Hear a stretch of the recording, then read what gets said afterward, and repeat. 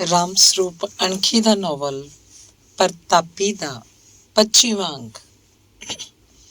ਵਿਆਹ ਦੀਆਂ ਗੰਢਾਂ ਸਵਾ ਮਹੀਨਾ ਪਹਿਲਾਂ ਭੇਜ ਦਿੱਤੀਆਂ ਗਈਆਂ। ਮਹਿਲਾਂ ਵਾਲੇ ਦੋਵੇਂ ਭਰਾਵਾਂ ਕੈਲੇ ਤੇ ਉੱਤਮ ਨੂੰ ਅਲੱਗ ਤੇ ਨੇਕਦਾਸ ਨੂੰ ਅਲੱਗ ਚਿੱਠੀ ਭੇਜੀ ਗਈ। ਜੈਲੇ ਨੇ ਘਰ ਸਾਂਭਿਆ, ਉਹ ਨਹੀਂ ਆਇਆ ਵਿਆਹ 'ਚ। ਉੱਤਮ ਬਾਹਰ ਕਿਸੇ ਪਿੰਡ ਮਾਸਟਰ ਲੱਗਿਆ ਹੋਇਆ ਸੀ, ਬਹੂ ਤੇ ਜਵਾਕਾਂ ਨੂੰ ਲੈ ਕੇ ਆ ਗਿਆ। ਨੇਕਦਾਸ ਆਪਣੇ ਇੱਕ ਸੇਵਕ ਨੂੰ ਨਾਲ ਲੈ ਕੇ ਆਇਆ। ਨਾਨਕ ਛੱਕ ਦਾ ਖਰਚ ਚਾਰੇ ਭਰਾਵਾਂ ਨੇ ਇੱਕੋ ਜਿੰਨਾ ਕੀਤਾ। ਭਾਈ ਵੰਡ ਤੋਂ ਇਲਾਵਾ ਨੇਕਦਾਸ ਉਂਝ ਵੀ ਰੁਪਈਏ ਦੇ ਗਿਆ ਪ੍ਰਤਾਪੀ ਨੂੰ। ਕੈਲੇ ਤੇ ਮਾਸਟਰ 'ਚ ਗੁੱਜਾ ਗੁੱਜਾ ਬੋਲ ਬੁਲਾਰਾ ਹੋਇਆ ਸੀ। ਕੈਲਾ ਆਖ ਰਿਹਾ ਸੀ, ਮੈਨੂੰ ਇੱਕ ਹਿੱਸਾ ਪਾਉਣਾ ਚਾਹੀਦਾ ਸੀ, ਟੱਬਰ ਤਾਂ ਇੱਕ ਹੈ ਮੇਰਾ। ਤੂੰ ਜੈਲੇ ਦੀ ਜ਼ਮੀਨ ਨਹੀਂ ਸਾਂਭੀ ਬੈਠਾ। ਇਹ ਤਾਂ ਜ਼ਮੀਨ ਨੂੰ ਹਿੱਸਾ ਹੈ, ਬੰਦੇ ਨੂੰ ਨਹੀਂ ਭਾਈ ਸਾਹਿਬ। ਆਹੋ ਪੜ੍ਹਾਤਾ ਨਾ, ਮੌਜਾਂ ਕਰਦਾ, ਛਾਵੇਂ ਬਹਿਨਾ। ਚੜੇ ਮਹੀਨੇ ਡਿੱਗਦੇ ਨੇ ਰੁਪਈਏ ਤੇਰੇ ਘਰ ਤਾਂ। ਇੱਥੇ ਅਸੀਂ ਕੈਲਾ ਦੁਖੀ ਸੀ। ਤੂੰ ਪੜ੍ਹ ਲੈਂਦਾ, ਤੈਨੂੰ ਹਟਾਇਆ ਸੀ ਕਿਸੇ ਨੇ? ਮਾਸਟਰ ਤੱਤਾ ਹੋਣ ਲੱਗਿਆ। ਕਮਾਉਣ ਨੂੰ ਅਸੀਂ, ਖਾਣ ਨੂੰ ਤੂੰ। ਜੇ ਤਾਂ ਹਾੜ ਦੇ ਮਹੀਨੇ ਰੜਦਾ ਪਿੰਡ ਕਪਾਹ ਗੁੱਡ ਦਿੰਦਾ ਫਿਰ ਤਾਂ ਲੱਗਦਾ ਪਤਾ। ਹੁਣ ਕੁਛ ਆਖੀ ਜਾ। ਕੈਲਾ ਆਖਿਆ ਹੋਇਆ ਬੋਲ ਰਿਹਾ ਸੀ। ਉਹ ਤੁਸੀਂ ਜਿੱਦੀ ਕਿਉਂ ਜਾਂਦੇ ਹੋ ਭੈੜਿਓ? ਤੁਸੀਂ ਕੋਈ ਵੀ ਨਾ ਦਿਓ ਕੁਛ। ਲੈ ਮੈਂ ਭਰ ਦਿੰਨਾ ਛੱਕ ਕੱਲਾ ਹੀ। ਹੱਦ ਕਰਤੀ ਬਈ। ਕੋਈ ਭਾਣਜਾ ਵਿਆਹਣ ਆਏ ਹੋ ਪਤੰਦਰੋ? ਲੜੋ ਨਾ। ਨੇਕਦਾਸ ਹੱਸਦਾ ਹੱਸਦਾ ਆ ਗਿਆ। ਉਹ ਫੇਰ ਨਹੀਂ ਬੋਲੇ। ਦੇਣ ਤਾਂ ਦਿੱਤਾ ਗਿਆ ਸੀ। ਨੇਕਦਾਸ ਨੂੰ ਦੋਵੇਂ ਭਰਾ ਇੱਕੋ ਜਿਹੇ ਸੀ। ਤਿੰਨੇ ਭਰਾ ਪ੍ਰਤਾਪੀ ਦੇ ਘਰ ਸਨ। ਗੱਲੀ ਗੱਲੀ ਉਹਨੇ ਭਾਈ ਭਰਜਾਈਆਂ ਨੂੰ ਦੱਸਿਆ ਕਿ ਉਹਨੂੰ ਕਾਸੇ 'ਚ ਵੀ ਨਹੀਂ ਪੁੱਛਿਆ ਗਿਆ। ਵਰੀ ਲਿਆਂਦੀ ਤਾਂ ਆਪ, ਸੁਨਿਆਰ ਦੇ ਗਏ ਤਾਂ ਆਪ। ਲਹਿਰੇ ਵਾਲੀ ਮੈਰਲਨ ਬਣਾ ਰੱਖੀ ਹੈ। ਕੁੜੀ ਦੀ ਗੱਲ ਸੁਣ ਕੇ ਉਹ ਚੁੱਪ ਦੇ ਚੁੱਪ ਰਹਿ ਗਏ। ਕੀ ਆਖਦੇ ਹੋ ਕਿਸੇ ਨੂੰ? ਨੇਕਦਾਸ ਨੇ 2 ਕਿਲੋ ਦੇਸੀ ਘਿਓ ਦੀ ਪੰਜੀਰੀ ਬਣਵਾ ਕੇ 20 ਦਿਨ ਪਹਿਲਾਂ ਗੁਰਦੇਵ ਦੇ ਖਾਣ ਨੂੰ ਭੇਜਦੀ। ਵਿੱਚ ਦਾਖਾਂ, ਬਦਾਮ, ਖੋਪਾ ਤੇ ਹੋਰ ਕਈ ਕੁਛ ਚੀਜ਼ਾਂ ਪਵਾ ਕੇ ਬਣਾਈ ਪੰਜੀਰੀ। ਪੰਜੀਰੀ ਤਾਂ ਚੰਦ ਕੌਰ ਨੇ ਵੀ ਬਣਾਈ ਸੀ 1 ਕਿਲੋ ਘਿਓ ਦੀ। ਵਿੱਚ ਕੁਝ ਨਹੀਂ ਸੀ, ਘਿਓ ਚਾਟਾ ਭੁੰਨਿਆ ਤੇ ਦੇਸੀ ਖੰਡ ਰਲਾਤੀ। ਆਖਰੀ ਸੀ ਇੰਨੀ ਤੈਥੋਂ ਕਿੱਥੇ ਖਾਧੀ ਜਾਊਗੀ। ਉੱਥੋਂ ਵੀ ਆ ਗਈ। ਪ੍ਰਤਾਪੀ ਦਾ ਜੀ ਕਰਦਾ ਸੀ ਉਹ ਦੇਵੇ ਥੰਦਾ ਰਲਾ ਕੇ ਮੁੰਡੇ ਨੂੰ, ਪਰ ਉਹਦੇ ਹੱਥ ਪੱਲੇ ਕੁਛ ਨਹੀਂ ਸੀ। ਉਹਦਾ ਤਾਂ ਇਹ ਵੀ ਰੋਸ ਨਾਨਕਿਆਂ ਤੋਂ ਆਏ ਪੀਪੇ ਦਾ ਪਤਾ ਮੈਨੂੰ। ਫੜਿਆ ਤੇ ਅੰਦਰ ਰੱਖ ਲਿਆ ਕੰਜਰੀ ਨੇ। ਚੱਲ ਮੈਨੂੰ ਤਾਂ ਨਾ ਦਿਖਾਵੇ। ਬੀਬੋ 20 ਵਾਰੀ ਗਈ ਹੈ। ਇਹ ਨਹੀਂ ਵੀ ਕੌਲੀ 'ਚ ਪਾ ਕੇ ਦੇ ਦੂ ਭੋਰਾ। ਬਈ ਲੈ ਧੀਏ ਤੂੰ ਵੀ ਦੇਖ ਲੈ ਨਮੂਨਾ। ਭੈਣਾਂ ਦਾ ਹੱਕ ਹੁੰਦਾ ਮਾਈਆਂ 'ਚ।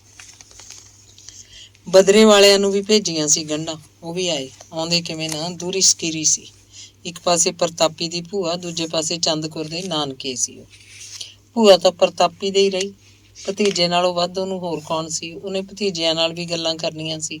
ਭਤੀਜ ਨੂੰਹਾਂ 'ਚ ਉਹ ਤਾਂ ਰੰਗਵੈਲੀ ਬਣ ਕੇ ਬੈਠ ਗਈ। ਬਦਰੇ ਵਾਲੇ ਦੂਜੇ ਚੰਦ ਕੌਰ ਦੇ ਘਰ ਟਿਕ ਗਏ।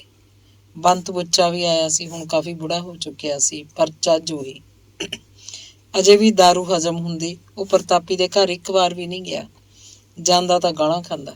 ਉੱਥੇ ਉਹਦੀ ਭਰਜਾਈ ਵੀ ਤਾਂ ਸੀ। ਭਰਜਾਈ ਨਾਲ ਹੁਣ ਤੱਕ ਵੀ ਉਹਦਾ ਇੱਟ ਕੁੱਤੇ ਦਾ ਵੈਰ ਸੀ। ਚੰਦ ਕੌਰ ਨੇ ਆਪਣੀਆਂ ਚਾਰੇ ਭੈਣਾਂ ਖਾਸ ਕਰਕੇ ਬੁਲਾਈਆਂ ਸੀ। ਵੱਡੀ ਮਰੀ, ਜੰਗੀਰੋ ਤੇ ਛੋਟੀਆਂ ਦੋਵੇਂ ਬਲਬੀਰੋ ਤੇ ਲੱਖੋ। ਚਾਰੇ ਪ੍ਰਾਹੁਣੇ ਤੇ ਉਹਨਾਂ ਦੇ ਜਵਾਕ ਜੱਲੇ ਆਏ। ਗਾਂ ਨੂੰਹਾਂ ਵੀ ਪੂਰਾ ਇਕੱਠ ਬੰਨ ਕੇ ਆਏ। ਉਹ ਚੰਦ ਕੌਰ ਨੇ ਸੁਨੇਹਾ ਭੇਜਿਆ ਸੀ, ਮੈਂ ਤਾਂ ਇਹੀ ਵਿਆਹ ਕਰਨਾ ਆਪਦੇ ਹੱਥੀਂ। ਮੇਰੇ ਕਿਹੜਾ ਹੋਰ ਬੈਠਾ ਬਈ ਚਾਅ ਪੂਰਾ ਕਰੂੰਗੀ।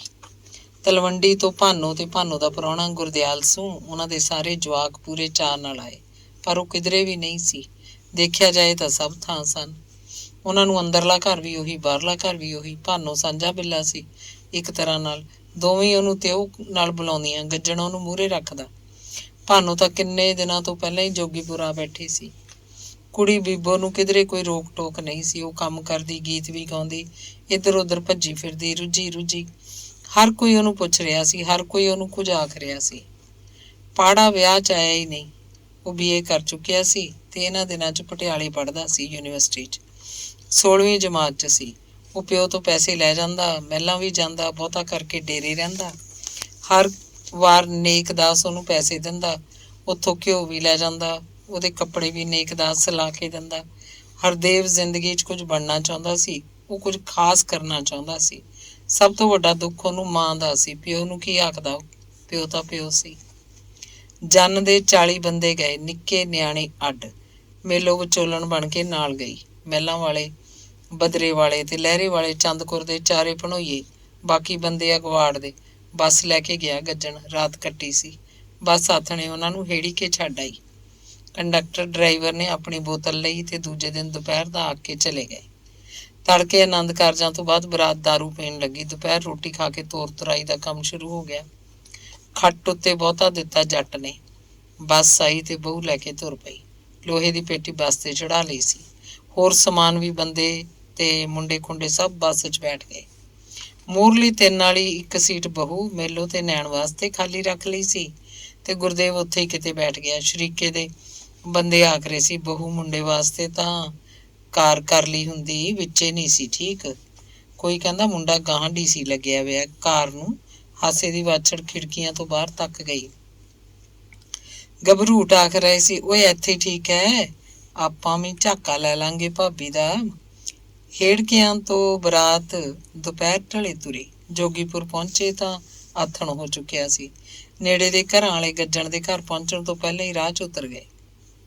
ਨਿਗਦੇ ਬੰਦੇ ਘਰ ਜਾ ਕੇ ਉਤਰੇ। ਰਿਸ਼ਤੇਦਾਰ ਉਤਰ ਕੇ ਮੰਜਿਆਂ ਤੇ ਬੈਠਣ ਲੱਗੇ। ਡਰਾਈਵਰ ਹਾਰਨ ਮਾਰ ਰਿਹਾ ਸੀ, ਉਤਾਰੋ ਬਈ ਛੇਤੀ, ਬਹੂ ਨੂੰ ਜਾਈਏ ਫਿਰ। ਸ਼ਰੀਕੇ ਦੀਆਂ ਬੁੜੀਆਂ ਪ੍ਰਤਾਪੀ ਨੂੰ ਮੱਲੋ ਮੱਲੀ ਉਠਾ ਕੇ ਬਾਹਰਲੇ ਘਰ ਲੈ ਗਈਆਂ। ਆਖਦੀਆਂ ਸਨ, ਪਾਣੀ ਵਾਰ ਕੇ ਪੀਣ ਦਾ ਹੱਕ ਤਾਂ ਤੇਰਾ ਹੈ ਪ੍ਰਤਾਪੀ। ਨਹੀਂ, ਮੈਨੂੰ ਕੋਈ ਬਹੂ ਮੁੰਡੇ ਦੇ ਲਵੇ ਲੱਗਣ ਦਿਓ, ਫੇਰ ਹੀ ਹੈ ਨਾ। ਤੁਸੀਂ ਕਹਿੰਦੀ ਹੋ ਤਾਂ ਵਗ ਚੱਲਦੀ ਆ। ਪ੍ਰਤਾਪੀ ਦਾ ਆਪਣਾ ਜੀਵੀ ਸੀ ਕਿ ਉਹਨੂੰ ਛੇਤੀ ਦੇਖੇ। ਉਹਦੀ ਹਿੱਕ ਧੜਕਣ ਲੱਗੀ। ਉਹਨੇ ਛਾਤੀਆਂ ਦਾ ਦੁੱਧ ਪਿਆਇਆ ਸੀ ਗੁਰਦੇਵ ਨੂੰ। ਹੁਣ ਕਿਸੇ ਦੇ ਢਏ ਚੜਿਆ ਫਿਰੇ, ਹੈ ਤਾਂ ਉਹਦੇ ਢਿੱਡੋਂ ਨਿਕਲਿਆ ਹੋਇਆ। ਬੱਸ ਦੀ ਅਗਲੀ ਬਾਰੀ ਸਾਹਮਣੇ ਕੁੜੀਆਂ ਬੁੜੀਆਂ ਦਾ ਕੱਟ ਵੱਜਿਆ ਹੋਇਆ ਸੀ।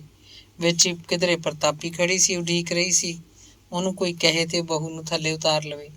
ਬਹੂ ਦਾ ਮੱਥਾ ਚੁੰਮੇ। ਚੰਦਕੁਰ ਨੇਰੀ ਹੰਗਾਈ ਤੇ ਪਰੇ ਨੀ ਪਰੇ ਕਹਿੰਦੀ। ਕੁੜੀਆਂ ਬੁੜੀਆਂ ਦੇ ਕੱਟ ਨੂੰ ਚੀਰ ਕੇ ਬਾਰੀ ਦੇ ਐਨ ਨਾਲ ਜਾ ਲੱਗੀ। ਉਹਦੇ ਹੱਥ 'ਚ ਥਾਲੀ ਸੀ। ਥਾਲੀ 'ਚ ਗੁੜ, ਚੌਲ, ਮਧਾਣੀ ਦਾ ਨੇਤਰਾ ਤੇ ਹਲਦੀ ਦੀ ਗੱਠੀ। ਥਾਲੀ ਦੇਖ ਕੇ ਨੈਣ ਸਮਝ ਗਈ ਕਿ ਇਹੀ ਸੱਸ ਹੈ। ਉਹਨੇ ਰਤਨੋਂ ਨੂੰ ਉਠਾਇਆ, ਉਹਦਾ ਲੀੜਾ ਕੱਪੜਾ ਸੰਭਾਲ ਦਿੱਤਾ। ਆਖਿਆ, ਸੰਵਾਰ ਕੇ ਘੁੰਡ ਕੱਢ ਲੈ। ਮੇਲੋ ਪਹਿਲਾਂ ਹੀ ਉਤਰ ਗਈ ਸੀ। ਚੰਦਕੁਰ ਨੇ ਥੱਲੇ ਉਤਰੀ ਨੂੰਹ ਦਾ ਮੂੰਹ ਜੁਠਾਲ ਦਿੱਤਾ। ਸਣੇ ਥਾਲੀ ਉਹਨੂੰ ਜੱਫੀ 'ਚ ਲੈ ਲਿਆ। ਪਰੇ ਖੜੀ ਪ੍ਰਤਾਪੀ ਦਾ ਕਾਲਜਾ ਮੱਚ ਰਿਹਾ ਸੀ। ਉਹਦੇ ਨਾਲ ਦੀਆਂ ਬੁੜਬੁੜ ਕਰ ਰਹੀਆਂ ਸੀ। ਬਹੂ ਨੂੰ ਕੁੜੀਆਂ ਨੇ ਸੰਭਾਲ ਲਿਆ ਤੇ ਉਹਨੂੰ ਹੌਲੀ ਹੌਲੀ ਕੀੜੀ ਦੀ ਤੋਰ ਅੰਦਰ ਲਿਜਾਣ ਲੱਗੀਆਂ। ਖੜ ਜਾਓ, ਨਹੀਂ ਖੜ ਜਾਓ, ਚੰਦਕੁਰ ਨੂੰ ਆ ਲੈਣ ਦਿਓ, ਕਿਸੇ ਨੇ ਉੱਚਾ ਕੜਕਵਾਂ ਬੋਲ ਕੱਢਿਆ। ਬਹੂ ਨੂੰ ਬਾਰ 'ਚ ਹੀ ਖੜਾ ਕਰ ਲਿਆ ਗਿਆ। ਪਹਿਲਾਂ ਚੰਦਕੁਰ ਨੇ ਬਾਰ ਦੇ ਦੋਵੇਂ ਕੌਲਿਆਂ ਤੇ ਸਰੋਂ ਦਾ ਤੇਲ ਚੋਇਆ, ਫਿਰ ਥਾਲੀ 'ਚ ਗੜਵੀ ਰੱਖ ਕੇ ਲੈ ਆਈ। ਗੜਵੀ ਦੇ ਗਲ ਨੂੰ ਖੰਮਣੀ ਬੰਨੀ ਹੋਈ ਸੀ। ਗੜਵੀ 'ਚ ਮਿੱਠਾ ਪਾਣੀ ਸੀ, ਦੁੱਧ ਦੀ ਛਿੱਟ ਵਾਲਾ। ਪਾਣੀ 'ਚ ਦੁੱਬ। ਕੁੜੀਆਂ ਗਾ ਰਹੀਆਂ ਸੀ, ਪਾਣੀ ਵਾਰ ਬੰਨੇ ਦੀ ਮਾਏ, ਬੰਨਾ ਬੰਨੀ ਬਾਹਰ ਖੜੇ। ਬਹੂ ਮੁੰਡੇ ਦੇ ਸਿਰਾਂ ਉੱਤੋਂ ਦੀ 6 ਵਾਰੀ ਪਾਣੀ ਦੀ ਗੜਵੀ ਵਾਰ ਕੇ ਚੰਦਕੁਰ ਨੇ 6 ਘੁੱਟਾਂ ਭਰੀਆਂ। 7ਵੀਂ ਘੁੱਟ ਵੇਲੇ ਗੁਰਦੇਵ ਨੇ ਚੰਦਕੁਰ ਦਾ ਹੱਥ ਫੜ ਲਿਆ। ਇਹ 7ਵੀਂ ਘੁੱਟ ਭੈਣ ਭਾਈਆਂ ਦੇ ਹਿੱਸੇ ਦੀ ਹੁੰਦੀ ਹੈ। ਗੁਰਦੇਵ ਗੜਵੀ 'ਚ ਹੱਥ ਫੜ ਕੇ ਇੱਧਰ ਉੱਧਰ ਝਾਕਣ ਲੱਗਿਆ। ਉਹਦੀਆਂ ਅੱਖਾਂ ਪ੍ਰਤਾਪੀ ਨੂੰ ਲੱਭ ਰਹੀਆਂ ਸੀ। ਉਹਦੇ ਚਿੱਤ 'ਚ ਸੀ ਇਹ 7ਵੀਂ ਘੁੱਟ ਉਹਦੀ ਮਾਂ ਪ੍ਰਤਾਪੀ ਪੀਵੇ, ਪਰ ਉਹ ਕਿਧਰੇ ਵੀ ਨਹੀਂ ਸੀ। ਅੰਦਰ ਹੀ ਕਿਧਰੇ ਭਾਬੀਆਂ ਕੋਲ ਜਾ ਬੈਠੀ ਹੋਏਗੀ। ਤੇ ਫਿਰ ਬਹੂ ਨੂੰ ਅੰਦਰ ਕਮਰੇ 'ਚ ਗਦਾਲਾ ਵਿਛਾ ਕੇ ਬਿਠਾ ਦਿੱਤਾ ਗਿਆ। ਨਾਲ ਹੀ ਨਾਇਣ ਤੇ ਮੇਲੋ। ਗੁਰਦੇਵ ਉੱਥੋਂ ਤੱਕ ਪੱਲਾ ਫੜ ਕੇ ਉਹਨੂੰ ਲੈ ਆਇਆ ਸੀ, ਫਿਰ ਪਤਾ ਨਹੀਂ ਕਿੱਧਰ ਖਿਸਕ ਗਿਆ। ਚੰਦਕੁਰ ਨੇ ਬਹੂ ਨੂੰ ਮਿੱਠਾ ਦੁੱਧ ਪਿਆਇਆ, ਫਿਰ ਨੈਣ ਤੇ ਮੇਲੋ ਨੇ ਵੀ ਦੁੱਧ ਪੀ ਲਿਆ। ਰੋਟੀ ਟੁੱਕਦਾਰ ਹੋਣ ਲੱਗਿਆ। ਘਰ 'ਚ ਕੜਮੱਸ ਮੱਚੀ ਹੋਈ ਸੀ। ਚਾਂਗਾ ਰੌਲੀ 'ਚ ਕਿਸੇ ਦਾ ਕੁਝ ਨਹੀਂ ਸੀ ਸੁਣਦਾ। ਉਧਰੋਂ ਲਾਊਡ ਸਪੀਕਰ ਦੀ ਉੱਚੀ ਆਵਾਜ਼ ਕੰਨਾਂ ਦੇ ਕੀੜੇ ਕੱਢੀ ਜਾਂਦੀ। ਰਤਨੋਂ ਰੰਗਦਾਰ ਦੁਪੱਟੇ ਦਾ ਘੁੰਡ ਕੱਢ ਕੇ ਪੱਲੇ ਵਿੱਚ ਦੀ ਝਾਕ ਰਹੀ ਸੀ। ਉਹ ਸਿਰ ਨਹੀਂ ਹਿਲਾਉਂਦੀ ਸੀ। ਜਿਹੜਾ ਮੂਹਰੇ ਆ ਜਾਂਦਾ ਉਹਨੂੰ ਸਵਾਰ ਦੇਖਦੀ। ਸਭ ਉੱਪਰੇ ਸੀ। ਸਾਹਮਣੇ ਆਇਆ ਬੰਦਾ ਪਤਾ ਨਹੀਂ ਕੌਣ ਸੀ, ਉਹਦਾ ਕੀ ਲੱਗਦਾ ਸੀ। ਪ੍ਰਤਾਪੀ ਅੰਦਰ ਕਮਰੇ 'ਚ ਆਈ। ਉਹਦੇ ਨਾਲ ਬੀਬੋ ਸੀ, ਦੋਵੇਂ ਭਰਜਾਈਆਂ ਸਹੀ।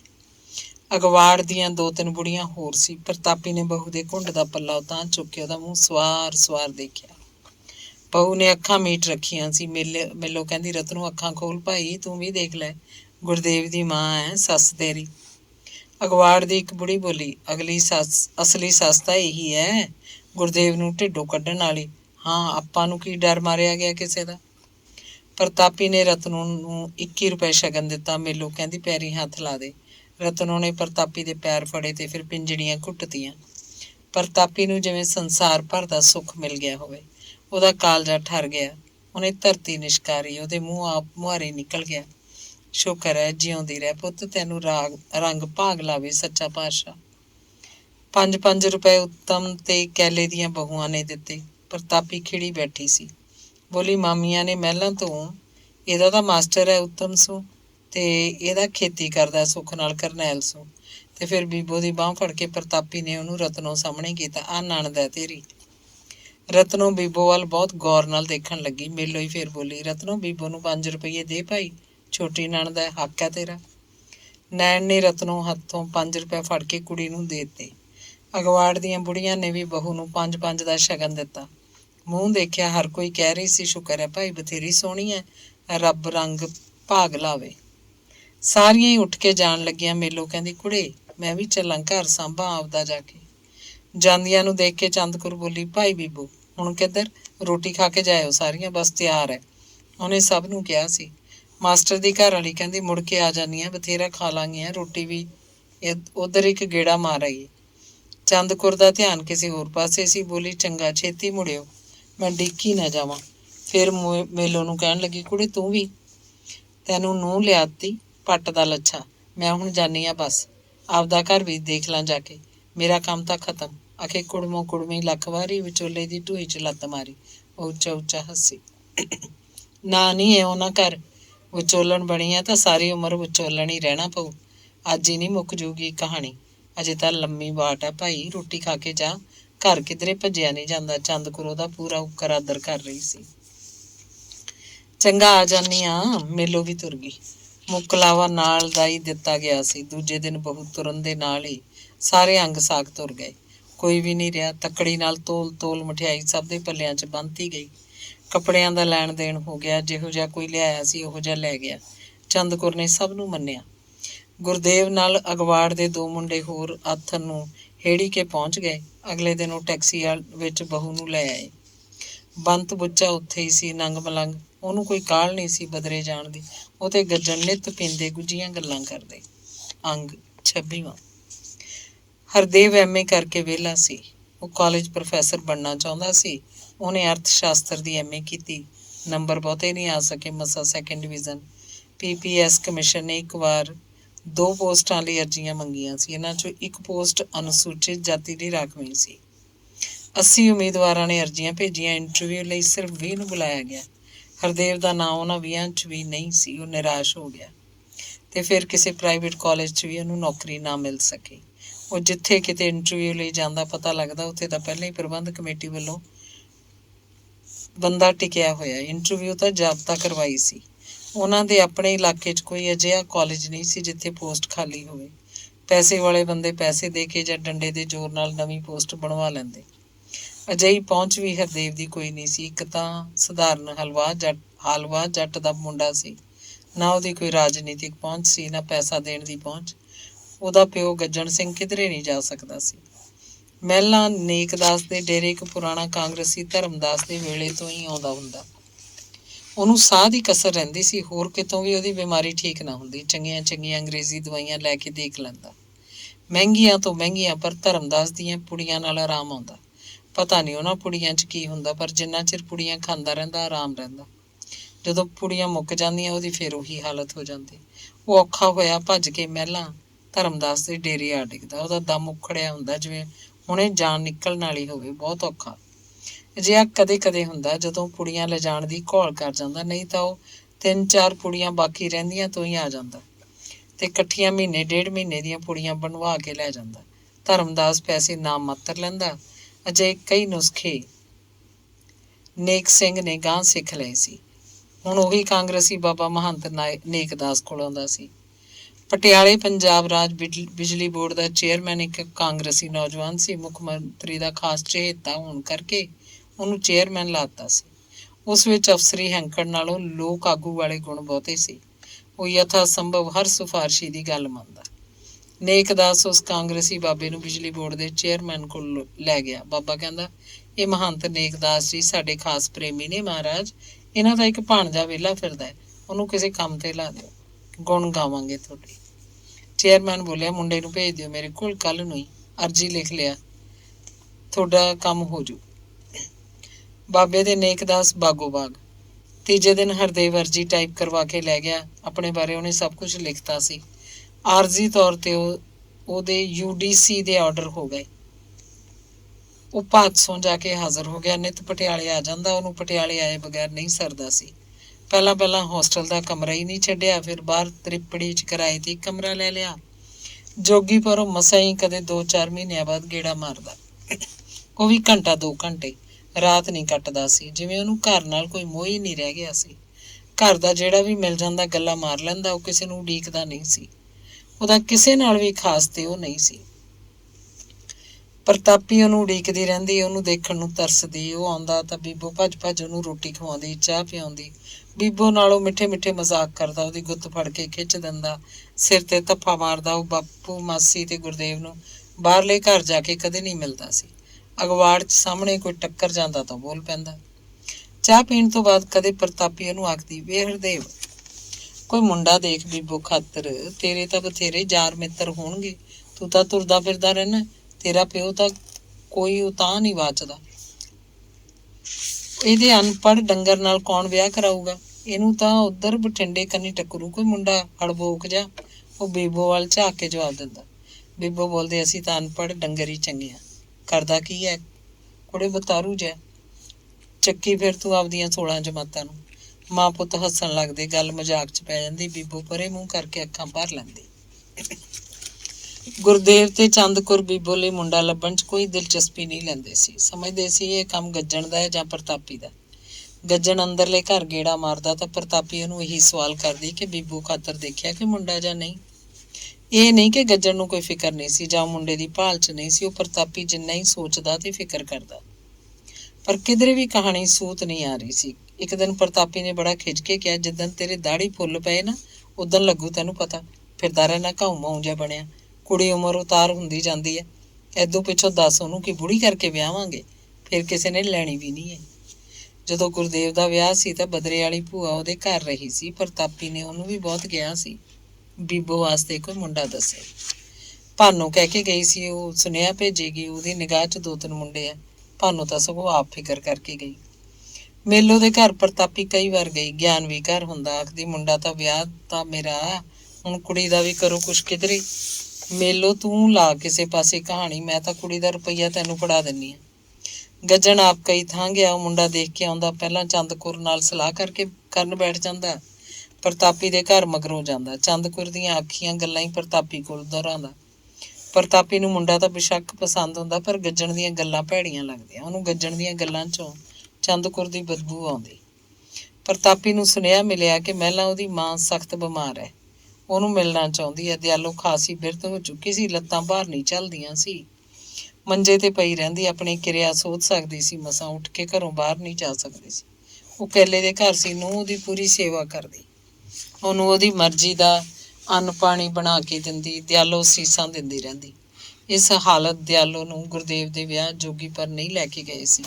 ਡਰ ਸੀ ਕਿਤੇ ਉਹ ਜੋਗੀ ਪੂਰੀ ਨਾ ਹੋ ਜਾਏ। ਵਿਆਹ ਵੇਲੇ ਪਿੰਡ ਉਹਨੂੰ ਜੈਲੇ ਨੇ ਸਾਂਭਿਆ। ਸੁਨੇਹਾ ਸੁਣ ਕੇ ਪ੍ਰਤਾਪੀ ਭੱਜੀ ਭੱਜੀ ਮਹਿਲਾਂ ਨੂੰ ਗਈ। ਬੁੜੀ ਦੀ ਹਾਲਤ ਖਰਾਬ ਸੀ। ਹੁਣ ਉਹ ਮੰਜੇ ਤੇ ਸਾਰਾ ਕੁਝ ਕਰਦੀ। ਰੋਟੀ ਦੀ ਥਾਂ ਚੌਲਾਂ ਮੂੰਗੀ ਦੀ ਖਿਚੜੀ ਖਾਂਦੀ। ਸੁਰਤ ਪੂਰੀ ਸੀ, ਬੋਲ ਵੀ ਥਿਵਿਆ ਨਹੀਂ ਸੀ। ਉਹਨੂੰ ਆਪ ਪਤਾ ਸੀ ਉਹਦੇ ਦਿਨ ਹੁਣ ਗਿਣਤੀ ਦੇ ਹੀ ਰਹਿ ਗਏ ਆ। ਕੀ ਪਤਾ ਕਿਹੜੇ ਵੇਲੇ ਜਾਨ ਨਿਕਲ ਜਾਏ। ਉਹ ਕਈ ਵਾਰ ਪ੍ਰਤਾਪੀ ਨੂੰ ਯਾਦ ਕਰ ਚੁੱਕੀ ਸੀ। ਨੇਕਦਾਸ ਨਿੱਤ ਘਰੇ ਆ ਜਾਂਦਾ। ਹੁਣ ਨੇਕਦਾਸ ਨੂੰ ਹੀ ਜੋਗੀਪੁਰ ਨੂੰ ਕਿਸੇ ਹੱਥ ਸੁਨੇਹਾ ਭੇਜਿਆ ਸੀ। ਪ੍ਰਤਾਪੀ ਆਈ ਸੁਣ ਕੇ ਦਿਆਲੋ ਆਪਣੇ ਆਪ ਬੈਠੀ ਹੋ ਗਈ। ਉਹਨੂੰ ਧੀ ਦਾ ਇੰਨਾ ਵੈਰਾਗ ਆਇਆ, ਬੋਲ ਨਹੀਂ ਸਕੀ। ਹਾਏ ਹਾਏ ਕਰਦੀ ਰਹੀ, ਅੱਖਾਂ 'ਚ ਪਾਣੀ ਸੀ। ਪ੍ਰਤਾਪੀ ਉਹਨੂੰ ਜੱਫੀ ਪਾਈ ਬੈਠੀ ਰਹੀ। ਦਿਆਲੋ ਨੇ ਉਹਦਾ ਹੱਥ ਫੜ ਕੇ ਆਪਣੇ ਕਾਲਜੇ ਨਾਲ ਲਾ ਲਿਆ। ਪ੍ਰਤਾਪੀ ਉਹਨੂੰ ਹੌਸਲਾ ਦੇ ਰਹੀ ਸੀ, ਆਖਦੀ ਸੀ, ਅਜੇ ਤਾਂ ਮਾਂ ਤਕੜੀ ਐ ਤੂੰ, ਐਵੇਂ ਜਿਵੇਂ ਬੈਠੀ ਰਹੇਂਗੀ, ਦੇਖਦੀ ਕੁਛ ਨਹੀਂ ਹੁੰਦਾ ਤੈਨੂੰ। ਨਹੀਂ ਧੀਏ, ਹੁਣ ਤਾਂ ਕੋਈ ਦਿਨ ਦਾ ਮੇਲਾ ਹੈ, ਮੁੱਕ ਗਈ ਪੁਰਾਣੀ। ਚੰਗਾ ਹੋਇਆ ਤੂੰ ਆ ਗਈ, ਦਰਸ਼ਨ ਕਰ ਗਈ ਆਖਰੀ ਵਾਰ ਦੇ। ਬੁੜੀ ਨੇ ਅਟਕ ਕੇ ਗੱਲਾਂ ਕਹੀਆਂ। ਪ੍ਰਤਾਪੀ ਉਹ ਤੋਂ ਪਰਾਂ ਹੋ ਗਈ, ਪਰ ਬੈਠੀ ਰਹੀ ਸਰਾਣੇ। ਦਿਆਲੋ ਸੂਤ ਹੋ ਕੇ ਗੱਲਾਂ ਕਰਨ ਲੱਗੀ। ਦੱਸ ਰਹੀ ਸੀ, ਨੇਕ ਨਿੱਤ ਪਤਾ ਲੈ ਕੇ ਜਾਂਦਾ ਹੈ, ਬਹੂ ਟਹਿਲ ਸੇਵਾ ਬਹੁਤ ਕਰਦੀ ਹੈ, ਅੰਤ ਨਹੀਂ ਛੱਡਿਆ ਭਾਈ, ਬਹੁਤ ਚੰਗੀ ਆ ਵਿਚਾਰੀ, ਐਵੇਂ ਕਹਿਦਿਆਂ ਲੱਤਾਂ ਘੁੱਟ ਦਿੰਦੀ ਹੈ। ਹਾਏ, ਉੱਤਮ ਵੀ ਆ ਗਿਆ ਸੀ ਇੱਕ ਦਿਨ, ਬਹੂ ਵੀ ਆਈ ਉਹਦੀ, ਪਤਾ ਲੈ ਗਏ। ਹੋਰ ਹੈ ਹੁਣ ਭਾਈ, ਕੈਲੇ ਦੀ ਬਹੂ ਚਾਹ ਕਰ ਲਿਆਈ। ਦਿਆਲੋ ਦੀ ਨਿਗਾਹ ਵੀ ਘਟ ਗਈ ਸੀ। ਉਹਦਾ ਪੱਲਾ ਉਹਦੇ ਹੱਥਾਂ ਤੇ ਰੱਖ ਕੇ ਚਾਹ ਦੀ ਬਾਟੀ ਬਹੂ ਨੇ ਪੱਲੇ ਤੇ ਧਰਤੀ। ਉਹ ਹੌਲੀ ਹੌਲੀ ਘੁੱਟਾਂ ਭਰਨ ਲੱਗੀ। ਪ੍ਰਤਾਪੀ ਨੇ ਥੱਲੇ ਪੀੜੀ ਤੇ ਬੈਠ ਕੇ ਚਾਹ ਪੀ ਲਈ। ਪ੍ਰਤਾਪੀ ਨੇ ਮਾਂ ਦੀ ਬਾਟ ਫੜੀ ਤੇ ਉਹਨੂੰ ਸਹਾਰਾ ਦੇ ਕੇ ਪਾਤਾ। ਮਾਂ ਦੀ ਬਾਟੀ ਫੜੀ ਤੇ ਉਹਨੂੰ ਸਹਾਰਾ ਦੇ ਕੇ ਪਾਤਾ। ਫਿਰ ਪ੍ਰਤਾਪੀ ਵਿਹੜੇ ਚ ਆ ਕੇ ਕੈਲੇ ਦੀ ਬਹੂ ਨਾਲ ਗੱਲਾਂ ਕਰਨ ਲੱਗੇ। ਅਖਬਾਰ ਦੇ ਸਭ ਮੁੰਡੇ ਕੁੜੀਆਂ ਦੀਆਂ ਗੱਲਾਂ ਪੁੱਛੀਆਂ। ਕਿਹਦੀ ਕੁੜੀ ਵਿਆਹੀ ਗਈ, ਕਿਹਦੀ ਰਹਿੰਦੀ ਹੈ। ਜੈਲਾ ਤੇ ਕੈਲਾ ਘਰ ਨਹੀਂ ਸੀ। ਗੱਲਾਂ 'ਚ ਬਹੂ ਨੇ ਦੱਸਿਆ, ਨਾਈਆਂ ਦੀ ਤੇਜੋ ਮਰ ਗਈ, ਢਿੱਡ 'ਚ ਗੋਲਾ ਹੋ ਗਿਆ, ਆਪਰੇਸ਼ਨ ਕਰਾਇਆ ਸੀ। ਪ੍ਰਤਾਪੀ ਡੇਰੇ ਜਾਣਾ ਚਾਹੁੰਦੀ ਸੀ, ਪਰ ਪਹਿਲਾਂ ਨਾਈਆਂ ਦੇ ਗਈ। ਤੇਜੋ ਦੀ ਮਾਂ ਖਾਸੀ ਬੁੜੀ ਹੋ ਚੁੱਕੀ ਸੀ, ਪਰ ਤਕੜੀ ਸੀ, ਹਾਲੇ ਸੋਟੀ ਲੈ ਕੇ ਤੁਰਦੀ। ਨਿਗਾਹ ਨਹੀਂ ਰਹਿ ਗਈ ਸੀ। ਹੌਲੀ ਹੌਲੀ ਸਾਰੇ ਅਖਬਾਰ ਦਾ ਗੇੜਾ ਦੇ ਆਉਂਦੀ। ਉਹਦੇ ਕੋਲ ਸਭ ਦੇ ਅਤੇ ਪਤੇ ਹੁੰਦੇ। ਪ੍ਰਤਾਪੀ ਗਈ ਤਾਂ ਉਹ ਬੈਠ ਕੇ ਧੀ ਦੇ ਵੈਣ ਪਾਉਣ ਲੱਗੀ। ਰੋ ਧੋ ਕੇ ਅੱਖਾਂ ਪੂੰਝ ਲੀਆਂ, ਪਰਾਂ ਕਰਕੇ ਨੱਕ ਸਾਫ਼ ਕੀਤਾ। ਫਿਰ ਕਹਿੰਦੀ, ਕੁੜੇ ਤਾਪੋ, ਤੂੰ ਤਾਂ ਭਾਈ ਜਿਵੇਂ ਮੈਨੂੰ ਤੇਜੋ ਹੀ ਮਿਲ ਗਈ ਹੋਵੇਂ। ਚੰਗਾ ਕੀਤਾ ਭਾਈ, ਸਹੇਲੀ ਦਾ ਗੋਡਾ ਨਮਿਆ ਗਈ। ਫਿਰ ਪੁੱਛਿਆ, ਤੈਨੂੰ ਮੁੜ ਕੇ ਤਾਂ ਨਹੀਂ ਮਿਲੀ ਕਦੇ ਉਹ? ਨਾ, ਜਿਉਂ ਵਿਛੜੀਆਂ ਬਸ ਮੇਰੇ ਵਿਆਹ ਵੇਲੇ ਮੁੜ ਕੇ ਦਰਸ਼ਨ ਹੀ ਨਹੀਂ ਹੋਏ ਇੱਕ ਦੂਜੀ ਨੂੰ ਕਿਸੇ ਦੇ। ਫਿਰ ਪ੍ਰਤਾਪੀ ਨੇ ਪੁੱਛਿਆ, ਕੀ ਹੋ ਗਿਆ ਸੀ ਚੰਦਰੀ ਨੂੰ, ਮਾੜੇ ਕਰਮਾਂ ਵਾਲੀ ਨੂੰ? ਬਸ ਭਾਈ, ਕਹਿੰਦੇ ਗੋਲਾ ਹੈ ਢਿੱਡ 'ਚ, ਆਪਰੇਸ਼ਨ ਕਰਾ ਲਿਆ, ਠੀਕ ਹੋ ਕੇ ਆ ਗਈ। ਚੰਦਰੀ ਘਰ ਆ ਕੇ 10 ਦਿਨ ਮਸਾਂ ਕੱਟੇ, ਚੱਲ ਮੁੱਕ ਗਈ। ਉਹ ਫੇਰ ਰੋਣ ਲੱਗ ਪਈ। ਜਵਾਕ ਤਾਂ ਵਿਆਹ ਗਈ ਹੋਣੀ ਹੈ ਜਾਣੋ। 2 ਕੁੜੀਆਂ ਸੀ ਵੱਡੀਆਂ, ਫਿਰ ਇੱਕ ਮੁੰਡਾ। ਮੁੰਡੇ ਤੋਂ ਪਿੱਛੋਂ ਵੀ ਕੁੜੀ ਸੀ ਇੱਕ। 3 ਕੁੜੀਆਂ ਵਿਆਹ ਗਈ, ਮੁੰਡਾ ਵੀ। 4 ਜਵਾਕਾਂ ਦੇ ਗਾਹਾਂ ਜਵਾਕ ਨੇ ਸੁੱਖ ਨਾਲ। ਸਭ ਆਰ ਪਰਿਵਾਰ ਮੌਜਾਂ ਕਰਦਾ, ਬਸ ਉਹੀ ਨਹੀਂ। ਬੁੜੀ ਨੇ ਰੋਂਦੀ ਰੋਂਦੀ ਨੇ ਦੱਸਿਆ। ਚੱਲ ਉਹਦੀ ਐਨੀ ਲਿਖੀ ਸੀ, ਕੀ ਕੀਤਾ ਜਾਏ ਹੁਣ। ਫਿਰ ਤੇਜੋ ਦੀ ਮਾਂ ਪ੍ਰਤਾਪੀ ਦੇ ਪਰਿਵਾਰ ਬਾਰੇ ਪੁੱਛਣ ਲੱਗੀ। ਕਿਹੜਾ ਜਵਾਕ ਵਿਆਹ ਦਿੱਤਾ, ਕਿਹੜਾ ਕੁਵਾਰਾ ਅਜੇ। ਨਾਈਆਂ ਦੇ ਘਰੋਂ ਉੱਠ ਕੇ ਪ੍ਰਤਾਪੀ ਸਿੱਧਾ ਡੇਰੇ ਗਈ। ਨੇਕਦਾਸ ਕੁਟੀਆ 'ਚ ਸੀ। ਖਾਸਾ ਆਥਣ ਹੋ ਗਿਆ। ਬਿਜਲੀ ਦੇ ਚਾਨਣ 'ਚੋਂ ਮੰਜੇ ਤੇ ਚੁੱਪਚਾਪ ਬੈਠਾ ਸੀ। ਪ੍ਰਤਾਪੀ ਦਾ ਬੋਲ ਸੁਣ ਕੇ ਖਿੜ ਉੱਠਿਆ। ਬੋਲਿਆ, ਵਾਹ ਬਈ ਵਾਹ, ਮਿਲ ਗਿਆ ਸੀ ਸੁਨੇਹਾ। ਕਦੋਂ ਆਈ ਹੈ? ਮੈਂ ਤਾਂ ਦੁਪਹਿਰ ਦੀ ਆਈ ਹੋਈ ਹਾਂ। ਫਿਰ ਪੁੱਛਿਆ, ਰਾਜੀ ਹਾਂ ਭਾਈ ਨੇਕ? ਉਹਨੇ ਪ੍ਰਤਾਪੀ ਨੂੰ ਆਪਣੇ ਕੋਲ ਹੀ ਮੰਜੇ ਤੇ ਬਿਠਾ ਲਿਆ। ਆਪਣੇ ਇੱਕ ਸੇਵਕ ਦਾ ਨਾਂ ਲੈ ਕੇ ਹਾਕ ਮਾਰੀ, ਕਿਹਾ, ਚਾਹ ਬਣਾ ਕੇ ਲਿਆ ਬਈ, ਵਧੀਆ ਜੀ, ਜਿਹੀ ਜੀ ਬਣਾਉਣਾ ਹੁੰਦਾ, ਸਮਝ ਗਿਆ? ਉਹ ਦੱਸਣ ਲੱਗੀ, ਪਹਿਲਾਂ ਤਾਂ ਮਾਂ ਨਾਲ ਗੱਲਾਂ ਕਰਦੀ ਰਹੀ, ਹੁਣ ਤਾਂ ਨੇਕ ਕੁਛ ਨਹੀਂ ਹਾਲ ਮਾਂ ਦਾ, ਹੋਰ ਤਾਂ ਹੀ ਸੁਨੇਹਾ ਦਿੱਤਾ ਸੀ। ਚੱਲ ਫਿਰ ਕੈਲੇ ਦੀ ਬਹੂ ਨੇ ਗੱਲਾਂ ਛੇੜ ਲਈਆਂ। ਤੇਰੇ ਕੋਲ ਆਉਣ ਲੱਗੀ ਸੀ, ਚੱਲ ਮੈਂ ਕਿਹਾ ਨਾਈਆਂ ਦੀ ਵੀ ਜਾ ਆਵਾਂ। ਤੇਜੋ ਮਰ ਗਈ ਨਾ, ਉਹਦੀ ਮਾਂ ਨਾਲ ਦੁੱਖ ਸੁੱਖ ਕੀਤਾ, ਬੜੀ ਚੰਗੀ ਸੀ ਵਿਚਾਰੀ ਤੇਜੋ, ਫੋਰੇ 'ਚ ਹੀ ਮੁੱਕ ਗਈ। ਦੇਖ ਲੈ, ਮੇਰੇ ਹਾਣ ਦੀ ਸੀ, ਅਸੀਂ ਇਕੱਠੀਆਂ ਖੇਡਦੀਆਂ ਸੀ। ਹੋਰ ਭਾਈ, ਇਹ ਸੰਸਾਰ ਨਾਸ਼ਵਾਨ ਹੈ, ਵਾਰੀ ਆਪੋ ਆਪਣੀ, ਚੱਲੇ ਮਸਾਇਮ ਸੇਖ, ਨੇਕਦਾਸ ਨੇ ਕਿਹਾ। ਸੇਵਕ ਚਾਹ ਲੈ ਆਇਆ। 2 ਗਲਾਸਾਂ 'ਚ ਲਪਟਾਂ ਮਾਰਦੀਆਂ ਸਨ। ਉਹ ਦੁੱਧ 'ਚ ਚਾਹ ਪੱਤੀ ਉਬਾਲ ਕੇ ਲਿਆਇਆ ਸੀ, ਇਲਾਇਚੀਆਂ ਲੌਂਗ ਪਾ ਕੇ। ਦੁੱਧ ਪੱਤੀ ਪੀਂਦੇ ਪੀਂਦੇ ਪ੍ਰਤਾਪੀ ਨੇ ਗੱਲ ਛੇੜੀ। ਨੇਕ, ਤੂੰ ਕੋਈ ਪਤਾ ਹੀ ਨਾ ਕੀਤਾ, ਤੈਨੂੰ ਆਖਿਆ ਸੀ ਗੁਰਦੇਵ ਦੇ ਵਿਆਹ ਵੇਲੇ। ਕੀ ਭਾਈ? ਨੇਕਦਾਸ ਨੂੰ ਕੁਛ ਯਾਦ ਨਹੀਂ ਸੀ।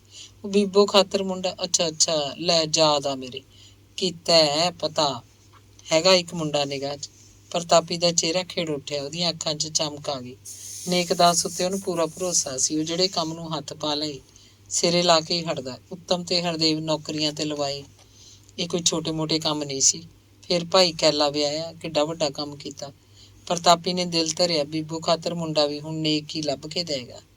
ਦੁੱਧ ਪੱਤੀ ਦੀ ਮੁੜ ਕੇ ਉਹਨੇ ਹੋਰ ਘੁੱਟ ਨਹੀਂ ਭਰੀ। ਪੁੱਛਿਆ, ਕਿੱਥੇ? ਮਾਲਕਪੁਰ। ਕਿਹਨੇ ਦੱਸ ਪਾਈ ਹੈ? ਰੱਲੇ ਇੱਕ ਸੇਵਕ ਹੈ ਸਾਡਾ, ਉਹ ਗੇੜਾ ਮਾਰਦਾ ਹੁੰਦਾ ਇੱਥੇ ਕਦੇ ਕਦੇ ਮੇਰੇ ਕੋਲ। ਚੰਗਾ ਖਾਂਦਾ ਪੀਂਦਾ ਆਦਮੀ ਹੈ, ਐਵੇਂ ਨਹੀਂ। ਚੰਦਸੂ ਨਾ ਉਹਦਾ ਕੋਈ ਸਕੀਰੀਦਾਰ ਹੈ ਮਲਕਪੁਰ। ਜਾਂ ਭਾਈ ਹੂੰ ਕੋਈ ਸਿਆਣ ਗਿਆਨ ਹੋਣੀ ਹੈ। ਜੱਟ ਦਾ ਕੰਮ ਚੰਗਾ ਹੈ। 3 ਮੁੰਡੇ ਹੀ ਮੁੰਡੇ ਨੇ, ਕੁੜੀ ਹੈ ਨਹੀਂ ਕੋਈ।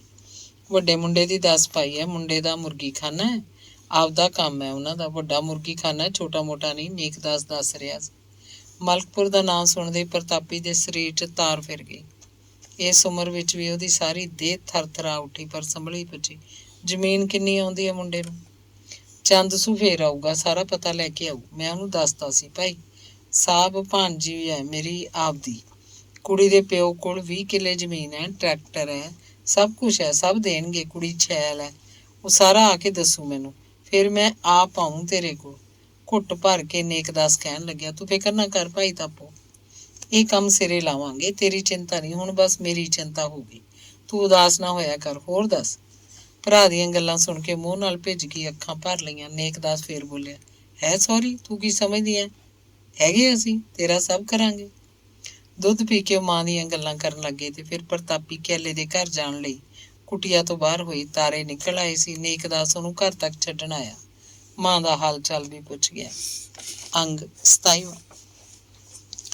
ਪ੍ਰਤਾਪੀ ਪਿਛਲੇ ਵਰਿਆਂ 'ਚ ਜਦੋਂ ਕਦੇ ਮਹਿਲਾਂ ਗਈ ਸੀ ਤਾਂ ਉਹਨੂੰ ਗਲੀ ਗੁਆਂਢ ਦੀਆਂ ਬੁੜੀਆਂ ਕੁੜੀਆਂ ਤੋਂ ਇਹ ਤਾਂ ਪਤਾ ਲੱਗਿਆ ਕਿ ਮਹਿਲਾਂ ਤੋਂ ਅੱਕੀ ਵਾਲੀ ਜ਼ਮੀਨ ਜਾਇਦਾਦ ਵੇਚ ਕੇ ਆਪਣੇ ਦਾਦਕੇ ਪਿੰਡ ਮਲਕਪੁਰ ਜਾ ਵਸਿਆ। ਹੁਣ ਇਹ ਪਤਾ ਨਹੀਂ ਸੀ ਕਿ ਉਹਦੇ ਕਿੰਨੇ ਜਵਾਕ ਹੈ, ਉਹ ਕੀ ਕੰਮ ਧੰਦੇ 'ਚ ਹੈ, ਆਪ ਉੱਥੇ ਜਾ ਕੇ ਉਹ ਖੇਤੀ ਕਰਦਾ ਹੈ ਜਾਂ ਕੋਈ ਹੋਰ ਕੰਮ ਹੈ। ਤੇ ਹੁਣ ਜਦੋਂ ਕਦੇ ਉਹ ਮਹਿਲਾਂ ਜਾਂਦੀ, ਉੱਥੇ ਉਹਦਾ ਕੋਈ ਨਾਂ ਨਿਸ਼ਾਨ ਵੀ ਨਹੀਂ ਰਹਿ ਗਿਆ ਸੀ। ਉਹਦਾ ਤਾਂ ਕੋਈ ਨਾਂ ਤੱਕ ਨਹੀਂ ਸੀ ਲੈਂਦਾ, ਜਿਵੇਂ ਉਹ ਇੱਥੇ ਕਦੇ ਹੈ ਹੀ ਨਹੀਂ ਸੀ। ਅੱਕੀ ਬੁੜੀ ਵੀ ਕਿਹਦੇ ਯਾਦ ਸੀ? ਤੇ ਇੰਨੀਆਂ ਗੱਲਾਂ ਦਾ ਹੁਣ ਕਿਹਨੂੰ ਪਤਾ ਸੀ ਕਿ ਅੱਕੀ ਦੀ ਮਾਸੀ ਮਲਕਪੁਰ ਵਿਆਹੀ ਹੋਈ ਸੀ ਤੇ ਉਹ ਮਲਕਪੁਰ ਤੋਂ ਉਹਦੀ ਮਾਸੀ ਦਾ ਪੋਤਾ ਸੀ। ਪੁਰਾਣੇ ਬੰਦਿਆਂ ਕੋਲ ਗੱਲ ਛੇੜੀ ਜਾਏ ਤਾਂ ਬਹੁਤੇ ਇਹੀ ਕਹਿਣਗੇ ਕਿ ਉਹ ਮੁੰਡਾ ਉਹ ਜਿਹੜਾ ਭਦੌੜ ਤੋਂ ਇੱਥੇ ਰਹਿੰਦਾ ਸੀ। ਸੋ ਹੁਣ ਜਦੋਂ ਉਸ ਦਿਨ ਨੇਕਦਾਸ ਨੇ ਪ੍ਰਤਾਪੀ ਕੋਲ ਮਲਕਪੁਰ ਦਾ ਨਾਂ ਲਿਆ ਤਾਂ ਉਹਦੀ ਦੇਹ ਚੀਰੀ ਗਈ। ਕਿਤੇ ਮੁੰਡਾ ਜਿਹਦੀ ਦੱਸ ਪਈ ਹੈ ਉਹਦਾ ਮੁੰਡਾ ਹੀ ਨਾ ਹੋਵੇ।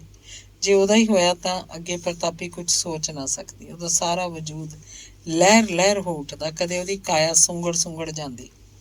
ਇੱਕ ਬੇਮਲੂਮਾ ਜਿਹਾ ਡਰ, ਜੇ ਉਹਦਾ ਮੁੰਡਾ ਹੋਇਆ ਤਾਂ ਉਹਨੂੰ ਆਪਣਾ ਪਾਲਾ ਮਾਰਦਾ। ਉਹਦਾ ਮੁੰਡਾ ਹੀ ਹੋਇਆ ਤਾਂ ਇਹ ਗੱਲ ਸਿਰੇ ਨਹੀਂ ਚੜ੍ਹਦੀ। ਉਹ ਸੋਚਦੀ, ਇਹ ਕਿਵੇਂ ਹੋ ਸਕਦਾ ਹੈ ਕਿ ਉਹਦੀ ਬੀਬੋ ਉਹਦੇ ਮੁੰਡੇ ਨੂੰ ਵਿਆਹਤੀ ਜਾਏ।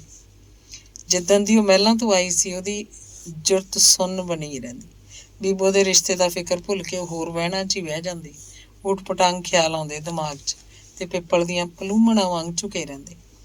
ਰੱਲੇ ਤੋਂ ਕੌਣ ਹੋਇਆ ਇਹ ਚੰਦ ਸੂੰ ਕੋਈ ਵੀ ਹੋਵੇ, ਉਹਨੂੰ ਕੀ ਪਤਾ ਕਿ ਉਹ ਕਦੇ ਮਹਿਲਾਂ ਰਹਿੰਦਾ ਹੁੰਦਾ ਸੀ। ਤੇ ਹੁਣ ਨੇਕ ਨੂੰ ਵੀ ਸ਼ਾਇਦ ਹੀ ਕੋਈ ਚਿੱਤ ਚੇਤਾ ਹੋਵੇ ਕਿ ਅੱਕੀ ਬੁੜੀ ਦਾ ਉਹ ਭਤੀਜਾ ਅਸਲ 'ਚ ਮਲਕਪੁਰ ਦਾ ਸੀ, ਫਿਰ ਉੱਥੇ ਹੀ ਜਾ ਵਸਿਆ ਸੀ।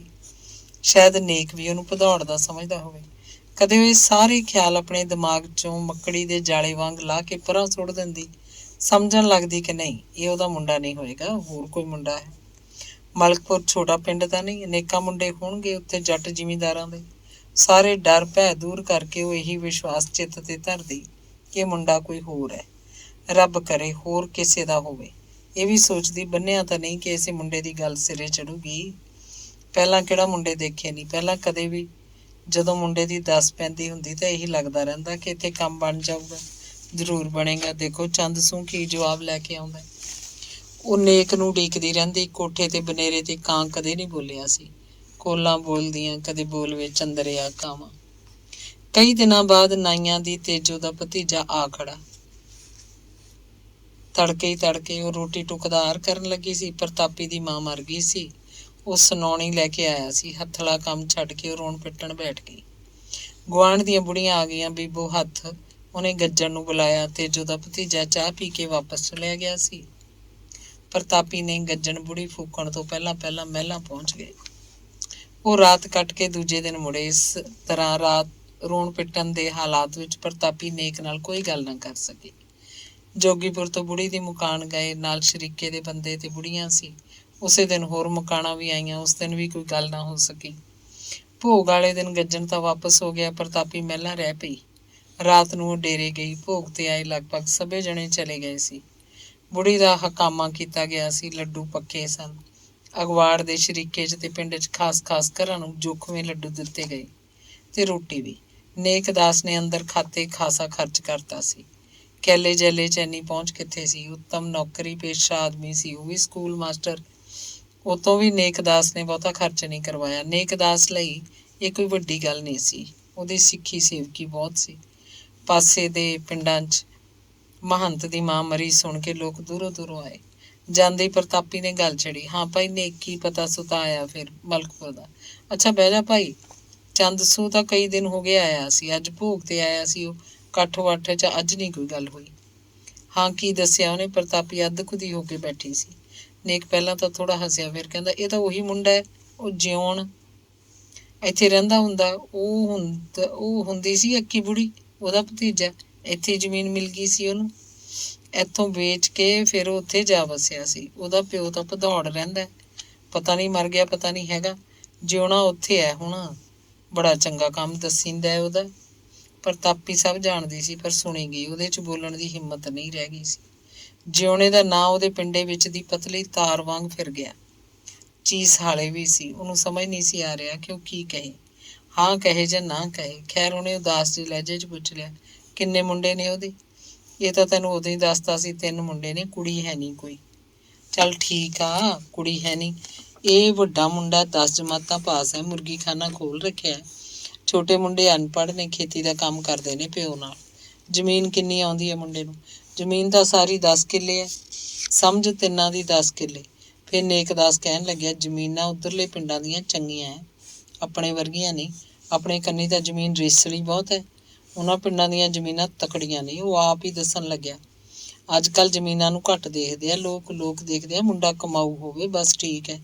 ਜੇ ਜ਼ਮੀਨ ਹੋਵੇ ਪਰ ਮੁੰਡਾ ਵਿਹਲਾ ਫਿਰਦਾ ਹੋਵੇ, ਲੱਤੜੀਆਂ ਮਾਰਦਾ, ਉਹਨੂੰ ਪਸੰਦ ਨਹੀਂ ਕਰਦੇ ਅੱਜ ਕੱਲ੍ਹ। ਅੱਜ ਕੱਲ੍ਹ ਕਮਾਊ ਮੁੰਡਾ ਕੁਆਰਾ ਰਹਿੰਦਾ ਹੀ ਨਹੀਂ, ਚਾਹੇ ਜ਼ਮੀਨ ਦਾ ਖੁੱਡ ਨਾ ਹੋਵੇ। ਮੁੰਡਾ ਕਿਹੋ ਜਿਹਾ? ਮੁੰਡਾ ਸੋਹਣਾ ਦੱਸਦੇ ਹੋ, ਜਿਉਣੇ ਵਰਗਾ ਹੀ ਹੋਊ। ਜਿਉਣਾ ਤਾਂ ਦੇਖਿਆ ਤੂੰ? ਨਹੀਂ ਦੇਖਿਆ। ਚੱਲ ਠੀਕ ਆ, ਬਣਦਾ ਤਣਦਾ ਹੋਵੇ, ਬਾਹਲੇ ਸੋਹਣੇ ਤੋਂ ਆਪਾਂ ਕੀ। ਪ੍ਰਤਾਪੀ ਦਾ ਇੱਕ ਦਿਲ ਮੰਨਦਾ ਸੀ, ਇੱਕ ਦਿਲ ਨਹੀਂ ਮੰਨਦਾ ਸੀ। ਉਹ ਮੁੰਡੇ ਬਾਰੇ ਸਭ ਕੁਝ ਪੁੱਛਦੀ ਜਾ ਰਹੀ ਸੀ, ਪਰ ਉਹਦਾ ਚਿੱਤ ਅਜੇ ਭਿੱਜਿਆ ਨਹੀਂ ਸੀ।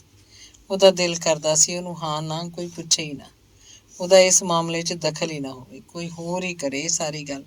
ਫਿਰ ਵੀ ਉਹਨੇ ਨੇਕਦਾਸ ਨੂੰ ਆਖਤਾ, ਤੂੰ ਭਾਈ ਆਪ ਜਾ, ਫਿਰ ਉਹਨੂੰ ਨਾਲ ਲੈ ਜਾ। ਕੱਲ੍ਹ ਪਰਸੋਂ ਨੂੰ ਹੀ ਭੇਜ ਦੂੰਗੀ। ਰਲੇ ਤੋਂ ਉਹਨੂੰ ਚੰਦਸੂ ਨੂੰ ਨਾਲ ਲੈ ਲਿਓ, ਸਾਰੀ ਗੱਲ ਖੋਲ ਲਓ। ਨਾਲੇ ਤੂੰ ਮੁੰਡਾ ਨਿਗਾਹ ਥਾਣੀ ਕੱਢ ਲਏਗਾ। ਤੂੰ ਆਪ ਹੀ ਕਰਨਾ ਸਭ ਕੁਝ, ਉਹਨੂੰ ਇਹੀ ਜਿਹੀ ਨਿਰਖ ਪਰਖ ਨਹੀਂ। ਤੂੰ ਦੱਸ, ਤੇਰਾ ਚਿੱਤ ਕੀ ਕਹਿੰਦਾ? ਨੇਕਦਾਸ ਨੇ ਸਾਫ਼-ਸਾਫ਼ ਪੁੱਛਿਆ। ਮੇਰੇ ਚਿੱਤ ਨੂੰ ਕੀ ਹੈ ਭਾਈ ਨੇਕ? ਤੈਨੂੰ ਠੀਕ ਹੈ ਤਾਂ ਮੈਨੂੰ ਠੀਕ ਹੈ। ਫਿਰ ਪੁੱਛਣ ਲੱਗੀ, ਉਹਦੀ ਚੰਦਸੂ ਦੀ ਕੀ ਸਕੀਰੀ ਹੈ ਉਹਦੇ ਨਾਲ? ਉਹਦੀ ਭੂਆ ਜਿਉਣੇ ਦੇ ਚਾਚੇ ਸੁੰਦਰ ਸੂਹ ਦੇ ਘਰ ਹੈ। ਸਕੀਰੀ ਤਾਂ ਪੂਰੀ ਹੈ। ਚੰਦਸੂ ਆਪਣਾ ਸੇਵਕ ਹੈ, ਆਉਂਦਾ ਜਾਂਦਾ ਰਹਿੰਦਾ, ਉਹ ਕੋਈ ਲੁਕੋ ਨਹੀਂ ਰੱਖੂ ਆਪਣੇ ਨਾਲ। ਚੰਗਾ, ਮੈਂ ਕੱਲ੍ਹ ਨੂੰ ਜਾਂਦੀ ਹਾਂ ਤੜਕੇ ਹੀ, ਪਰਸੋਂ ਨੂੰ ਉਹ ਆ ਜਾਊਗਾ। ਫਿਰ ਤੁਸੀਂ ਜਾ ਆਇਓ, ਚੰਦਸੂ ਨੂੰ ਰਲਿਓ ਲੈ ਲਿਓ। ਤੂੰ ਅੱਜ ਹੀ ਰੱਖ ਲੈਣਾ ਸੀ ਗੱਜਣ ਨੂੰ, ਤੜਕੇ ਨੂੰ ਅਸੀਂ ਵਗ ਜਾਂਦੇ। ਪਹਿਲਾਂ ਆਪਣੀ ਗੱਲ ਨਹੀਂ ਨਾ ਹੋਈ। ਚੱਲ ਹੁਣ ਪਰਸੋਂ ਨੂੰ ਆਜੂ, ਸਦਿਆਂ ਹੀ ਆਜੂ। ਤੂੰ ਆਪਦੀ ਤਿਆਰੀ ਰੱਖੀ। ਤਿਆਰੀ ਨੂੰ ਮੈਂ ਕਿਹੜੇ ਘੋੜੇ ਬੀੜਨੇ ਆ, ਉੱਠ ਕੇ ਤੁਰੀ ਪੈਣਾ। ਸਾਰੀ ਗੱਲ ਮੁਕਾ ਕੇ ਉੱਠ ਖੜੀ। ਖਾਸਾ ਚਿਰ ਹੋ ਗਿਆ ਸੀ ਉਹਨੂੰ ਆਈ ਨੂੰ।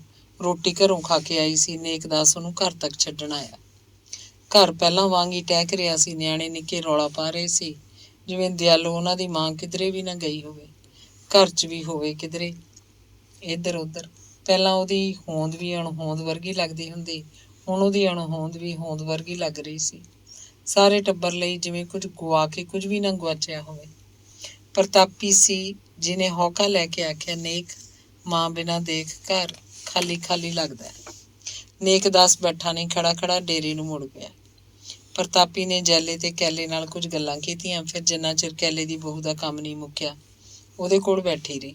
ਉਹ ਕਦੇ ਕਦੇ ਕੋਈ ਗੱਲ ਕਰਦੀਆਂ, ਜਵਾਕ ਆਪਣੇ ਮੰਜਿਆਂ ਤੇ ਜਾ ਸੁੱਤੇ ਸੀ। ਕੰਮ ਮੁਕਾ ਕੇ ਕੈਲੇ ਦੀ ਬਹੂ ਸੱਸ ਦੀਆਂ ਗੱਲਾਂ ਕਰਨ ਲੱਗੀ ਤੇ ਫਿਰ ਉਹ ਵੀ ਆਪਣੇ ਆਪਣੇ ਮੰਜਿਆਂ ਤੇ ਜਾ ਪਈਆਂ। ਕੈਲੇ ਦੀ ਬਹੂ ਦਿਨ ਦੇ ਕੰਮ 'ਚ ਬਹੁਤ ਥੱਕੀ ਹੋਈ ਸੀ, ਛੇਤੀ ਸੌਂ ਗਈ। ਪ੍ਰਤਾਪੀ ਦੀਆਂ ਅੱਖਾਂ 'ਚ ਕਿਧਰੇ ਵੀ ਨੀਂਦ ਨਹੀਂ ਸੀ।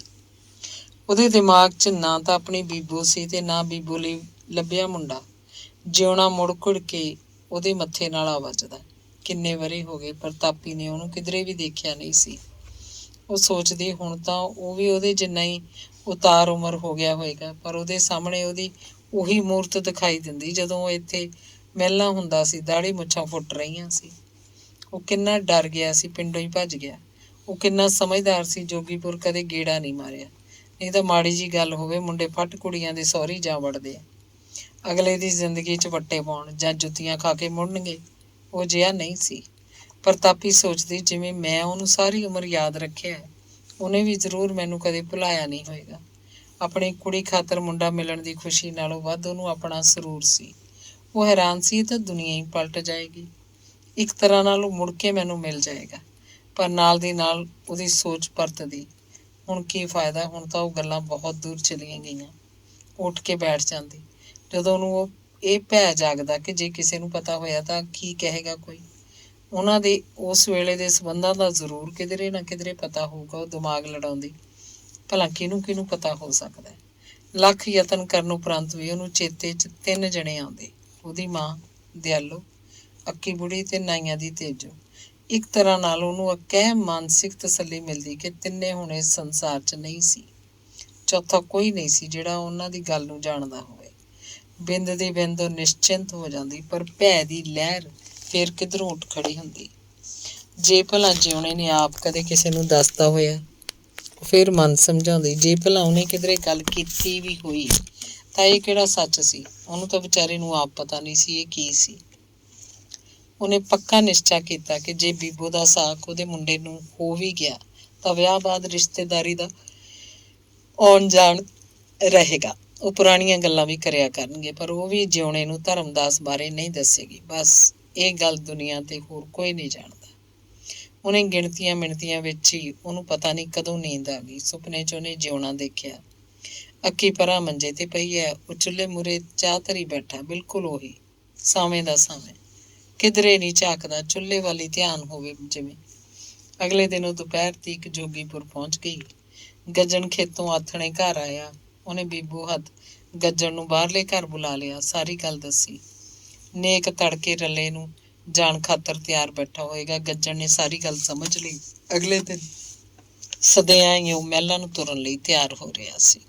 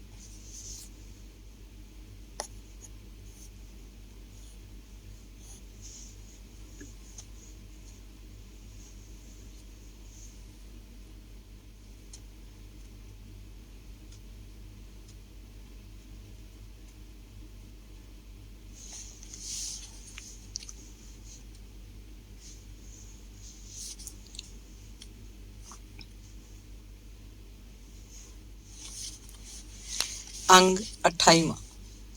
ਹਰਦੇਵ ਮੰਡੀ ਤੋਂ BA ਕਰਕੇ ਪਟਿਆਲਾ ਯੂਨੀਵਰਸਿਟੀ 'ਚ ਦਾਖਲ ਹੋਇਆ। ਪਹਿਲਾਂ ਉਹਦਾ ਉੱਥੇ ਦਿਲ ਨਹੀਂ ਲੱਗਦਾ ਸੀ। ਹੋਸਟਲ 'ਚ ਕਮਰਾ ਮਿਲ ਗਿਆ, ਪਰ ਤਰ੍ਹਾਂ ਤਰ੍ਹਾਂ ਦੇ ਮੁੰਡੇ ਸਨ। ਕੋਈ ਕਿਤੋਂ ਦਾ, ਕੋਈ ਕਿਤੋਂ ਦਾ, ਕੋਈ ਕਿਤੋਂ ਦਾ। ਰਾਤ ਨੂੰ 10-10, 11-11 ਵਜੇ ਤੱਕ ਖੱਪ ਪਾਉਂਦੇ ਰਹਿੰਦੇ। ਕਮਰਿਆਂ 'ਚੋਂ ਬਾਹਰ ਨਿਕਲ ਕੇ ਉੱਚਾ ਉੱਚਾ ਬੋਲਦੇ। ਟੇਪ ਰਿਕਾਰਡਰਾਂ ਨੂੰ ਲਾਊਡ ਸਪੀਕਰ ਬਣਾਈ ਰੱਖਦੇ। ਪਿੰਡਾਂ ਤੋਂ ਉੱਠ ਕੇ ਆਏ ਮੁੰਡੇ ਚਾਦਰੇ ਪਾ ਕੇ ਇਉਂ ਤੁਰਦੇ ਜਿਵੇਂ ਜਨ ਆਏ ਹੋਣ। ਹਰਦੇਵ ਨੂੰ ਉਹਨਾਂ 'ਚ ਪੜ੍ਹਨ ਵਾਲਾ ਕੋਈ ਲੱਛਣ ਨਾ ਦਿਸਦਾ। ਹਾਲੇ ਤੱਕ ਉਹਦਾ ਕੋਈ ਖਾਸ ਦੋਸਤ ਨਹੀਂ ਬਣਿਆ ਸੀ। ਉਹ ਆਪਣੇ ਆਪ ਨੂੰ ਇਕੱਲਾ ਮਹਿਸੂਸ ਕਰਦਾ, ਜਿਵੇਂ ਕੋਈ ਮੇਲੇ 'ਚ ਆ ਕੇ ਗੁਆਚ ਜਾਂਦਾ ਹੋਵੇ। ਉਹ ਤਾਂ ਇੱਥੇ ਪੜ੍ਹਨ ਆਇਆ ਸੀ। ਉਹਦੀਆਂ ਤਾਂ ਵੱਡੀਆਂ ਦਲੀਲਾਂ ਸਨ। ਉਹਦੇ ਮਾਮੇ ਨੇਕਦਾਸ ਨੇ ਉਹਨੂੰ ਕਿਸੇ ਗੱਲ ਕਰਕੇ ਇੱਥੇ ਪਟਿਆਲੇ ਭੇਜਿਆ ਸੀ। ਹਰਦੇਵ ਸੋਚਦਾ, ਜੇ ਇੱਥੇ ਇਹੀ ਹਾਲ ਰਹਿਣਾ ਤਾਂ ਮਾਮਾ ਕਿਉਂ ਦਿੰਦਾ ਉਹਨੂੰ ਖਰਚ। ਉਹਦਾ ਪਿਓ ਚਾਹੇ ਉਹਦੀ ਪੜ੍ਹਾਈ 'ਚ ਕੋਈ ਦਿਲਚਸਪੀ ਨਹੀਂ ਲੈਂਦਾ ਸੀ, ਪਰ ਉਹਦੀ ਮਾਂ ਦੀਆਂ ਵੱਡੀਆਂ ਆਸਾਂ ਸਨ। ਉਹ ਆਪਣੇ ਭਰਾ ਉੱਤਮ ਸਿੰਘ ਵਾਂਗ ਹੀ ਆਪਣੇ ਪੁੱਤ ਨੂੰ ਦੇਖਣਾ ਚਾਹੁੰਦੀ ਸੀ। ਹਰਦੇਵ ਨੂੰ ਮਾਸੀ ਚੰਦ ਕੁਰ ਕਰਕੇ ਆਪਣੀ ਮਾਂ ਦੇ ਦੁੱਖ ਦਾ ਅਹਿਸਾਸ ਪੂਰਾ ਸੀ। ਉਹਦੀਆਂ ਸਕੀਮਾਂ ਸਨ ਕਿ ਜਦੋਂ ਪੜ੍ਹ ਲਿਖ ਗਿਆ ਤੇ ਨੌਕਰੀ ਲੈ ਲਈ ਤਾਂ ਉਹ ਕਿਸੇ ਸ਼ਹਿਰ 'ਚ ਰਹੇਗਾ, ਉੱਥੇ ਆਪਣਾ ਮਕਾਨ ਬਣਾ ਲਏਗਾ। ਫਿਰ ਉਹ ਆਪਣੀ ਮਾਂ ਨੂੰ ਵੀ ਆਪਣੇ ਨਾਲ ਰੱਖੇਗਾ। ਉਸ ਚੰਦਰੇ ਪਿੰਡ 'ਚ ਉਹ ਆਪਣੀ ਮਾਂ ਨੂੰ ਬਾਹਰ ਕੱਢ ਲਏਗਾ, ਨਹੀਂ ਤਾਂ ਉਹ ਮਰਨ ਤੱਕ ਉਸੇ ਦੋਜ਼ਖੀ ਘਰ 'ਚ ਸੰਤਾਪ ਭੋਗਦੀ ਰਹੇਗੀ। ਕਲਾਸ ਦੇ ਮੁੰਡੇ ਕੁੜੀਆਂ ਉਹਨੂੰ ਉੱਪਰੇ ਲੱਗਦੇ, ਜਿਵੇਂ ਕਿਸੇ ਦੀ ਕਿਸੇ ਨਾਲ ਕੋਈ ਸਾਂਝ ਨਾ ਹੋਵੇ। ਇੱਧਰ ਉੱਧਰ ਘਾਹ ਦੇ ਮੈਦਾਨਾਂ 'ਚ ਬੈਠੇ ਜੋੜੇ ਉਹਨੂੰ ਬੇਵਕੂਫ ਨਜ਼ਰ ਆਉਂਦੇ। ਉਹ ਇੰਨਾ ਚਿਰ ਕੀ ਗੱਲਾਂ ਕਰਦੇ ਰਹਿੰਦੇ ਹਨ। ਫਜ਼ੂਲ ਇੱਥੇ ਆ ਕੇ ਆਪਣਾ ਸਮਾਂ ਬਰਬਾਦ ਕਰਦੇ ਹਨ, ਜਿਵੇਂ ਇਹ ਕੁਝ ਕਰਨ ਲਈ ਹੀ ਉਹ ਯੂਨੀਵਰਸਿਟੀ ਆਉਂਦੇ ਹੋਣ। ਕੋਈ ਉਹਨਾਂ ਨੂੰ ਰੋਕਦਾ ਨਹੀਂ ਸੀ, ਕੋਈ ਉਹਨਾਂ ਨੂੰ ਟੋਕਦਾ ਨਹੀਂ ਸੀ। ਅਵਾਰਾਗਰਦੀ ਦਾ ਮਾਹੌਲ ਸੀ ਯੂਨੀਵਰਸਿਟੀ ਦਾ ਸਾਰੇ ਪਾਸੇ।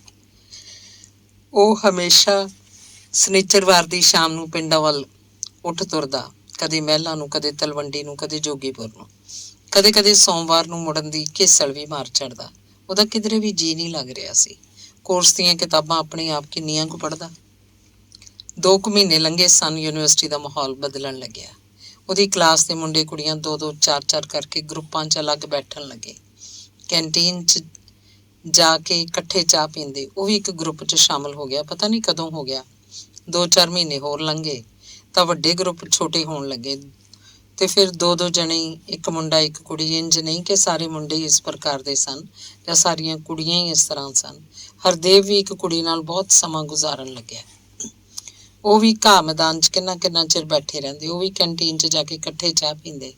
ਹੁਣ ਹਰਦੇਵ ਨੂੰ ਖੁਦ ਪਤਾ ਨਹੀਂ ਸੀ ਕਿ ਉਹ ਜਿਹੜੀਆਂ ਗੱਲਾਂ ਕਰਦੇ ਹਨ ਉਹਨਾਂ ਦਾ ਸਿਰ ਪੈਰ ਕੀ ਹੁੰਦਾ।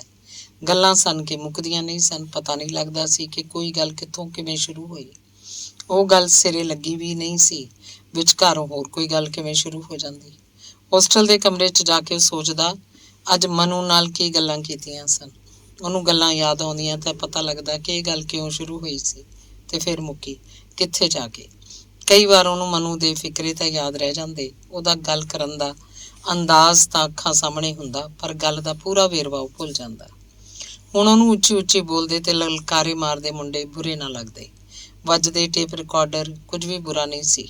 ਚਾਦਰੇ ਪਾ ਕੇ ਤੇ ਲੱਤਾਂ ਚੌੜੀਆਂ ਕਰਕੇ ਤੁਰਦੇ ਮੁੰਡੇ ਉਹਨੂੰ ਕਲਹਿਰੀ ਮੋਰ ਜਾਪਦੇ। ਕਿਸੇ ਚੁੱਪ ਕਮਰੇ 'ਚ ਬਿਜਲੀ ਬਲਦੀ ਵੇਖ ਕੇ ਉਹ ਤਖਤਿਆਂ ਦੀਆਂ ਮੋਰੀਆਂ ਵਿੱਚ ਦੀ ਝਾਤ ਮਾਰ ਕੇ ਦੇਖਦਾ ਮੁੰਡਾ ਕਿਤਾਬ ਪੜ੍ਹ ਰਿਹਾ ਹੁੰਦਾ। ਉਹ ਸਮਝ ਜਾਂਦਾ ਹੈ ਰੌਲਾ ਗੌਲਾ ਤਾਂ ਸਾਲੇ ਦਿਮਾਗ ਤਾਜ਼ਾ ਕਰਨ ਲਈ ਪਾਉਂਦੇ ਆ। ਉਂਝ ਸਭ ਸਿਆਣੇ ਮੁੰਡੇ ਨੇ। ਹੋਸਟਲ ਦਾ ਸੰਸਾਰ ਉਹਨੂੰ ਹੌਲੀ ਹੌਲੀ ਸਮਝ ਆਉਣ ਲੱਗ ਪਿਆ। ਕਦੇ ਕੋਈ ਮੁੰਡਾ ਹਾਲੀਆਂ ਪਾਲੀਆਂ ਦੇ ਅੰਦਾਜ਼ 'ਚ ਉੱਚਾ ਟੱਪਾ ਬੋਲ ਕੇ ਉਹਦੇ ਕਮਰੇ ਕੋਲ ਦੀ ਲੰਘਦਾ। ਲੱਗ ਨਾ ਕਿਸੇ ਨੂੰ ਜਾਵੇ ਗੁੜ ਨਾਲੋਂ ਇਸ਼ਕ ਮਿੱਠਾ। ਉਹਦਾ ਜੀਅ ਕਰਦਾ ਉਹ ਆਪਣੇ ਕਮਰੇ 'ਚੋਂ ਭੱਜ ਕੇ ਬਾਹਰ ਨਿਕਲੇ ਤੇ ਪਹਿਲਾਂ ਉਸ ਗਾਉਣ ਵਾਲੇ ਮੁੰਡੇ ਦੀਆਂ ਅੱਖਾਂ 'ਚ ਝਾਕੇ ਤੇ ਫਿਰ ਉਹਦੀਆਂ ਦੋਵੇਂ ਬਾਹਾਂ ਤਾਂ ਚੱਕ ਕੇ ਉਹਨੂੰ ਘੁੱਟ ਕੇ ਜੱਫੀ ਪਾ ਲਏ। ਉਹਨੂੰ ਦੂਰ ਤੱਕ ਚੁੱਕੀ ਲਈ ਜਾਵੇ, ਧਰਤੀ ਉੱਤੇ ਉਹਦੇ ਪੈਰ ਲੱਗਣ ਨਹੀਂ ਨਾ ਦੇਵੇ। ਮਨਜੀਤ ਨਾਭੇ ਤੋਂ ਆਉਂਦੀ ਹੁੰਦੀ। ਨਾਭੇ ਉਹਦਾ ਮਾਸੜ ਸਕੂਲ ਮਾਸਟਰ ਸੀ। ਉੱਥੇ ਸਰਕਾਰੀ ਹਾਈ ਸਕੂਲ 'ਚ ਪੜ੍ਹਾਉਂਦਾ। ਮਨਜੀਤ ਦਾ ਆਪਣਾ ਪਿੰਡ ਚਾਹੁੰਦਾ ਸੀ, ਅਮਰਗੜ੍ਹ ਕੋਲ। ਉਹ 8-10 ਸਾਲ ਦੀ ਮਸਾਂ ਸੀ ਜਦੋਂ ਉਹਦੀ ਮਾਂ ਮਰ ਗਈ। ਮੁੰਡਾ ਜੰਮਦੇ ਹੀ ਮਰ ਗਈ ਸੀ। ਫਿਰ ਉਹ ਮੁੰਡਾ ਵੀ ਮਰ ਗਿਆ। ਉਹਦਾ ਬਾਪ ਮਿਸਤਰੀ ਸੀ, ਲੱਕੜ ਦਾ ਕੰਮ ਕਰਦਾ ਹੁੰਦਾ। ਉਹਨੇ ਦੂਜਾ ਵਿਆਹ ਕਰਵਾ ਲਿਆ। ਮਨਜੀਤ ਦੀ ਮਤੇਰ ਮਾਂ ਦੇ 2 ਮੁੰਡੇ ਹੋਏ ਤੇ ਇੱਕ ਕੁੜੀ। ਉਹ ਘਰੇ ਕੰਮ ਕਰਦਾ ਤੇ ਦਿਹਾੜੀ ਉੱਤੇ ਜਾ ਕੇ ਵੀ। ਮਨਜੀਤ ਨੇ 10ਵੀਂ ਜਮਾਤ ਪਿੰਡ ਦੇ ਹਾਈ ਸਕੂਲ 'ਚੋਂ ਹੀ ਪਾਸ ਕੀਤੀ ਤੇ ਉਹਦੀ ਮਤੇਰ ਮਾਂ ਚੰਗੀ ਸੀ। ਦੂਜੇ ਜਵਾਕਾਂ ਵਾਂਗ ਉਹਨੂੰ ਪਿਆਰ ਕਰਦੀ। ਮਨਜੀਤ ਨੂੰ ਘੱਟ ਹੀ ਮਹਿਸੂਸ ਹੁੰਦਾ ਕਿ ਉਹਦੀ ਸਕੀ ਮਾਂ ਨਹੀਂ। ਉਹ ਪੜ੍ਹਨ 'ਚ ਬਹੁਤ ਹੁਸ਼ਿਆਰ ਸੀ। 10ਵੀਂ 'ਚ ਉਹਦੀ ਫਸਟ ਡਿਵੀਜ਼ਨ ਆਈ। ਉਹਦਾ ਪਿਓ ਚਾਹੁੰਦਾ ਸੀ ਉਹਦਾ ਵਿਆਹ ਕਰਤਾ ਜਾਏ, ਉਹਨੂੰ ਆਪਣੇ ਘਰ ਤੁਰਦੀ ਕਰੇ, ਉਹਦੀ ਕਬੀਲਦਾਰੀ ਦਾ ਬੋਝ ਘਟੇ। ਪਰ ਉਹ ਅੱਗੇ ਪੜ੍ਹਨਾ ਚਾਹੁੰਦੀ ਸੀ। ਉਹਦੀਆਂ 2 ਸਹੇਲੀਆਂ ਨਾਭੇ ਕਾਲਜ 'ਚ ਜਾ ਦਾਖਲ ਹੋਈਆਂ। ਉਹਦੀ ਲਾਲਸਾ ਸੀ ਕਿ ਉਹ ਵੀ ਨਾਭੇ ਕਾਲਜ 'ਚ ਪੜ੍ਹੇ। ਦੋਵੇਂ ਸਹੇਲੀਆਂ ਆਪੋ ਆਪਣੀਆਂ ਠਹਿਰਾਂ ਤੇ ਰਹਿਣ ਲੱਗੀਆਂ। ਇੱਕ ਬਾਣੀਆਂ ਦੀ ਕੁੜੀ ਸੀ, ਇੱਕ ਜੱਟਾਂ ਦੀ। ਜੱਟਾਂ ਦੀ ਕੁੜੀ ਦਾ ਵੱਡਾ ਭਾਈ ਨਾਭੇ ਬਿਜਲੀ ਮੁਲਾਜ਼ਮ ਸੀ। ਬਾਣੀਆਂ ਦੀ ਕੁੜੀ ਦੀ ਵੱਡੀ ਭੈਣ ਉੱਥੇ ਵਿਆਹੀ ਹੋਈ ਸੀ। ਮਨਜੀਤ ਵੀ ਨਾਭੇ ਜਾ ਸਕਦੀ ਸੀ। ਉਹਦਾ ਮਾਸੜ ਸੀ ਜਰਨੈਲ ਸਿੰਘ। ਮਤੇਰ ਮਾਂ ਕਹਿੰਦੀ ਸੀ, ਮਨਜੀਤੋ ਹੋਰ ਪੜ੍ਹਨਾ ਚਾਹੁੰਦਾ ਹੈ ਤਾਂ ਪੜ੍ਹਨ ਦਿਓ, ਕਰ ਲੈਣ ਦਿਓ ਮਨ ਦਾ ਚਾਅ ਪੂਰਾ। ਕਿਹੜਾ ਖਰਚ ਹੋਣਾ ਇਹਦੇ ਤੇ, ਆਪੇ ਸੰਭੂ ਇਹਨੂੰ ਇਹਦਾ ਮਾਸੜ। ਉਹਨਾਂ ਦੀ ਕਿਹੜਾ ਹੀ ਕੁਛ ਲੱਗਦੀ ਨਹੀਂ। ਰਹੀ ਗੱਲ ਵਿਆਹ ਦੀ, ਜ਼ਿਆਦੇ ਪੜੂਗੀ ਚੰਗਾ ਥਿਆਊਗਾ ਮੁੰਡਾ ਕੋਈ। ਜਿੰਨਾ ਜ਼ਿਆਦੇ ਪੜੂ ਓਨਾ ਜ਼ਿਆਦੇ ਖਰਚ ਹੋਊ ਫਿਰ ਵਿਆਹ ਤੇ। ਜ਼ਿਆਦੇ ਪੜ੍ਹੇ ਲਿਖੇ ਮੁੰਡੇ ਜ਼ਿਆਦੇ ਭਾਲਦੇ ਆ। ਆਪਾਂ ਕੀ ਇਹਦੀ ਕਮਾਈ ਖਾਣੀ ਹੈ। 10 ਪੜ੍ਹ ਗਈ ਬਹੁਤ ਹੈ। 10 ਕੁ ਪੜ੍ਹਿਆ ਮੁੰਡਾ ਟੋਲ ਦਿੰਦੇ ਆ। ਆਪਣੇ ਤਖਾਣੇ ਕੰਮ 'ਚ ਕਿਹੜਾ ਘੱਟ ਕਮਾਈ ਹੈ। ਮਹਿੰਦਰ ਸਿੰਘ ਉਹਨੂੰ ਵੱਧ ਦੀ ਕਬੀਲਦਾਰੀ ਦਾ ਫਿਕਰ ਸੀ। ਫਿਰ ਇੱਕ ਦਿਨ ਮੁਕੰਦੇ ਤੋਂ ਸ਼ਿਮਲਾ ਉਹਨਾਂ ਦੇ ਘਰ ਆਇਆ। ਇੱਕ ਦਿਨ ਮੁਕੰਦੋ ਤੇ ਸ਼ਿਮਲਾ ਉਹਨਾਂ ਦੇ ਘਰ ਆਈਆਂ। ਉਹਨੂੰ ਪੁੱਛਿਆ, ਨੀ ਮਨਜੀਤੋ ਤੂੰ ਫਿਰ ਗਈ ਨਾ ਫਾਰਮ ਭਰਨ? ਉਹਨੇ ਅੱਖਾਂ ਭਰ ਲੀਆਂ। ਇਹ ਤਾਂ ਸਾਡੇ ਨਾਲੋਂ ਪਹਿਲਾਂ ਤਿਆਰ ਸੀ। ਅਸੀਂ ਤਾਂ ਫੀਸ ਵੀ ਭਰ ਆਈਆਂ, ਹੁਣ ਜਾਵਾਂਗੇ ਬਸ, ਅਗਲੇ ਮਹੀਨੇ ਖੁੱਲ੍ਹਣਾ ਕਾਲਜ। ਇਹਦਾ ਬਾਪੂ ਨਹੀਂ ਮੰਨਦਾ ਭਾਈ, ਅਮਰਗੜ੍ਹ ਨੂੰ ਗਿਆ, ਹੁਣੇ ਆ ਜਾਂਦਾ। ਤੁਸੀਂ ਕਹਿ ਕੇ ਦੇਖ ਲਓ ਕੀ ਹੈ। ਹਾਂ ਕਹਿੰਦੇ। ਮਾਂ ਕੁੜੀ ਦੇ ਪੱਖ 'ਚ ਸੀ। ਉਹ ਕਹਿੰਦੀ ਚੰਗਾ ਅਸੀਂ ਆਥਣੇ ਫੇਰ ਆਵਾਂਗੀਆਂ। ਜੇ ਇਹ ਨਹੀਂ ਲੱਗਦੀ ਤਾਂ ਅਸੀਂ ਵੀ ਨਹੀਂ ਲੱਗਦੀਆਂ। ਤੇ ਫਿਰ ਮੁਕੰਦੋ ਮਨਜੀਤ ਨੂੰ ਕਹਿਣ ਲੱਗੀ, ਤੂੰ ਕਰੜੀ ਹੋ ਕੇ ਕਹਿ ਨਾ ਬਾਪੂ ਨੂੰ, ਮੈਂ ਆਪਦੇ ਬਾਪੂ ਨੂੰ ਭੇਜਾਂ ਤੁਹਾਡੇ ਘਰ। ਮੈਂ ਕੀ ਕਰਾਂ, ਘਰ ਦੇ ਭੇਜਣਗੇ ਤਾਂ ਹੀ ਮੈਂ ਜਾ ਸਕੂੰਗੀ ਨਾਭੇ। ਉਹਦਾ ਰੋਣ ਹਾਕਾ ਮੂੰਹ ਸੀ। ਦਿਨ ਛਿਪੇ ਉਹ ਫੇਰ ਆ ਗਈਆਂ। ਮੁਕੰਦੋ ਹੀ ਬੋਲੀ, ਚਾਚਾ ਮਨਜੀਤੋ ਨੂੰ ਵੀ ਲਾ ਦਿਓ ਸਾਡੇ ਨਾਲ ਕਾਲਜ। ਉਹ ਕੁੜੀਓ ਕੀ ਕਰੂੰਗੀ ਇੰਨਾ ਪੜ੍ਹ ਕੇ? ਛੱਡੋ ਕਿਹੜਾ ਹੁਣ, 10 ਬਹੁਤ ਕਰ ਲਈਆਂ, ਮੁੱਕਦੀਆਂ ਨਹੀਂ। ਮਹਿੰਦਰ ਸਿੰਘ ਨੂੰ ਜਿਵੇਂ ਕੋਈ ਜਵਾਬ ਨਾ ਉੜਿਆ ਹੋਵੇ। ਨਹੀਂ ਚਾਚਾ ਇਹਨੂੰ ਵੀ ਲਾ ਦਿਓ, ਇਹਦਾ ਮਾਸੜ ਹੈਗਾ ਉੱਥੇ। ਅਸੀਂ ਤਾਂ ਇਹਨੂੰ ਲੈ ਕੇ ਜਾਣਾ ਬਸ। ਤੜਕੇ ਇਹਦੀ ਤਿਆਰੀ ਕਰ ਦਿਓ। ਮੈਂ ਜਾਊਂ ਇਹਦੇ ਨਾਲ, ਇਹਦਾ ਫਾਰਮ ਭਰ ਕੇ ਆਊਂ। ਮੁਕੰਦੋ ਜਿੱਦ ਕਰਨ ਲੱਗੀ। ਸ਼ਿਮਲਾ ਦਾ ਚੁੱਪ ਹੁੰਗਾਰਾ ਉਹਦੇ ਨਾਲ ਸੀ। ਮਹਿੰਦਰ ਸਿੰਘ ਨੂੰ ਚੰਗੀ ਤਰ੍ਹਾਂ ਪਤਾ ਸੀ ਕਿ ਦੋਵੇਂ ਕੁੜੀਆਂ ਮਨਜੀਤੋ ਦੀਆਂ ਪੱਕੀਆਂ ਸਹੇਲੀਆਂ ਨੇ ਤੇ ਉਹਨਾਂ ਦੇ ਘਰ ਪਹਿਲਾਂ ਵੀ ਆਉਂਦੀਆਂ ਜਾਂਦੀਆਂ ਸੀ। ਉਹਨੇ ਬਹੁਤਾ ਨਹੀਂ ਕੁਹਾਇਆ। ਕਹਿੰਦਾ ਚੰਗਾ ਭਾਈ, ਲੈ ਜਾਓ ਫਿਰ, ਜੇ ਨਹੀਂ ਰਹਿ ਸਕਦੀਆਂ। ਫਿਰ ਮਨਜੀਤ ਵੱਲ ਝਾਕਿਆ। ਚੰਗਾ ਭਾਈ, ਤੂੰ ਵੀ ਹੋ ਜਾ ਦਾਖਲ, ਤੇਰਾ ਮਾਸੜ ਹੈ, ਰਹਿ ਪਿਆ ਕਰੀ ਉਹਨਾਂ ਦੇ। ਪਰ ਫੇਰ ਪੈਰ ਖਿੱਚੇ। ਮੈਂ ਤਾਂ ਨਹੀਂ ਜਾ ਕੇ ਕਹਿਣਾ ਤੇਰੀ ਮਾਸੀ ਨੂੰ। ਹੁਣ ਇਹ ਤੂੰ ਜਾਣ ਰੱਖਦੇ ਨੇ ਤਾਂ ਰਹਿ ਜੀ ਸਦਕੇ। ਦਲੀਪ ਬੋਲ ਪਈ। ਰੱਖਣਗੇ ਕਿਵੇਂ ਨਹੀਂ? ਇਹਦੀਆਂ 2 ਬੁਰਕੀਆਂ ਨਾਲ ਉਹਨਾਂ ਦੀ ਬੁਖਾਰੀ ਖਾਲੀ ਨਹੀਂ ਹੋਣ ਲੱਗੀ। ਤੇ ਫਿਰ ਦੋਵੇਂ ਕੁੜੀਆਂ ਉਹਦੇ ਨਾਲ ਡਾਬੇ ਜਾ ਕੇ ਉਹਦਾ ਫਾਰਮ ਭਰਵਾ ਆਈਆਂ। ਸ਼ਿਮਲਾ ਨੇ ਪ੍ਰੈਪ ਮੈਡੀਕਲ ਲਿਆ, ਮੁਕੰਦੋ ਨੇ ਨੌਨ ਮੈਡੀਕਲ ਤੇ ਮਨਜੀਤ ਨੇ ਆਰਟਸ। ਮਨਜੀਤ ਕਹਿੰਦੀ, ਮੈਨੂੰ ਕਿਹਨੇ ਬਣਾਉਣਾ ਡਾਕਟਰ ਨਹੀਂ ਜਾਂ ਇੰਜੀਨੀਅਰ ਨਹੀਂ, ਮੈਂ ਤਾਂ BA ਕਰ ਜਾਂ ਬਹੁਤ ਹੈ।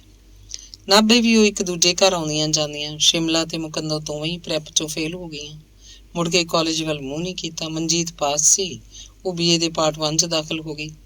ਹਰ ਕਲਾਸ 'ਚ ਉਹਦੇ ਚੰਗੇ ਨੰਬਰ ਆਉਂਦੇ। BA ਉਹਨੇ ਫਸਟ ਡਿਵੀਜ਼ਨ 'ਚ ਪਾਸ ਕੀਤੀ। ਉਹਦਾ ਅਰਥ ਸ਼ਾਸਤਰ ਦਾ ਵਿਸ਼ਾ ਸਭ ਤੋਂ ਵਧੀਆ ਸੀ। ਉਹਦੇ 'ਚ ਉਹਨੇ ਦੂਜੇ ਸਾਰੇ ਵਿਸ਼ਿਆਂ ਨਾਲੋਂ ਵੱਧ ਨੰਬਰ ਲਏ। ਮਾਸੜ ਕਹਿੰਦਾ, ਕੁੜੀਏ ਛੱਡ ਕਿਹੜਾ ਚਾਹੁੰਦੇ ਦਾ, ਉੱਥੇ ਨਾ ਜਾਈ। ਹੁਣ ਚੱਲ ਤੈਨੂੰ ਪਟਿਆਲੇ ਕਰਾਵਾਂ, ਯੂਨੀਵਰਸਿਟੀ 'ਚ MA ਕਰ, ਫਿਰ MPhil ਕਰੀ, ਪ੍ਰੋਫੈਸਰ ਬਣ ਜਾ। ਮਿਸਤਰੀ ਮਹਿੰਦਰ ਸਿੰਘ ਨੂੰ ਦਿਖਾ ਦੇ ਤਾਰੇ, ਉਹ ਵੀ ਕੀ ਯਾਦ ਕਰੂਗਾ। ਤਿੰਨ ਜੋ ਹੁਣ ਨਿੱਤ ਨਾਭੇ ਤੋਂ ਆਉਂਦੀ, ਬੇਸ਼ੁਮਾਰ ਬੱਸਾਂ ਚੱਲਦੀਆਂ, ਕਦੇ ਕਦੇ ਰੇਲ ਗੱਡੀ ਤੇ ਵੀ ਆ ਜਾਂਦੀ। ਮਾਸੜ ਦੇ ਘਰ ਉੱਤੇ ਉਹ ਬੋਝ ਨਹੀਂ ਸੀ। ਮਾਸੀ ਨਾਲ ਘਰ ਦਾ ਕੰਮ ਬਹੁਤ ਕਰਾ ਦਿੰਦੀ। ਉਹਦੀ ਇਹ ਸਭ ਤੋਂ ਛੋਟੀ ਮਾਸੀ ਸੀ।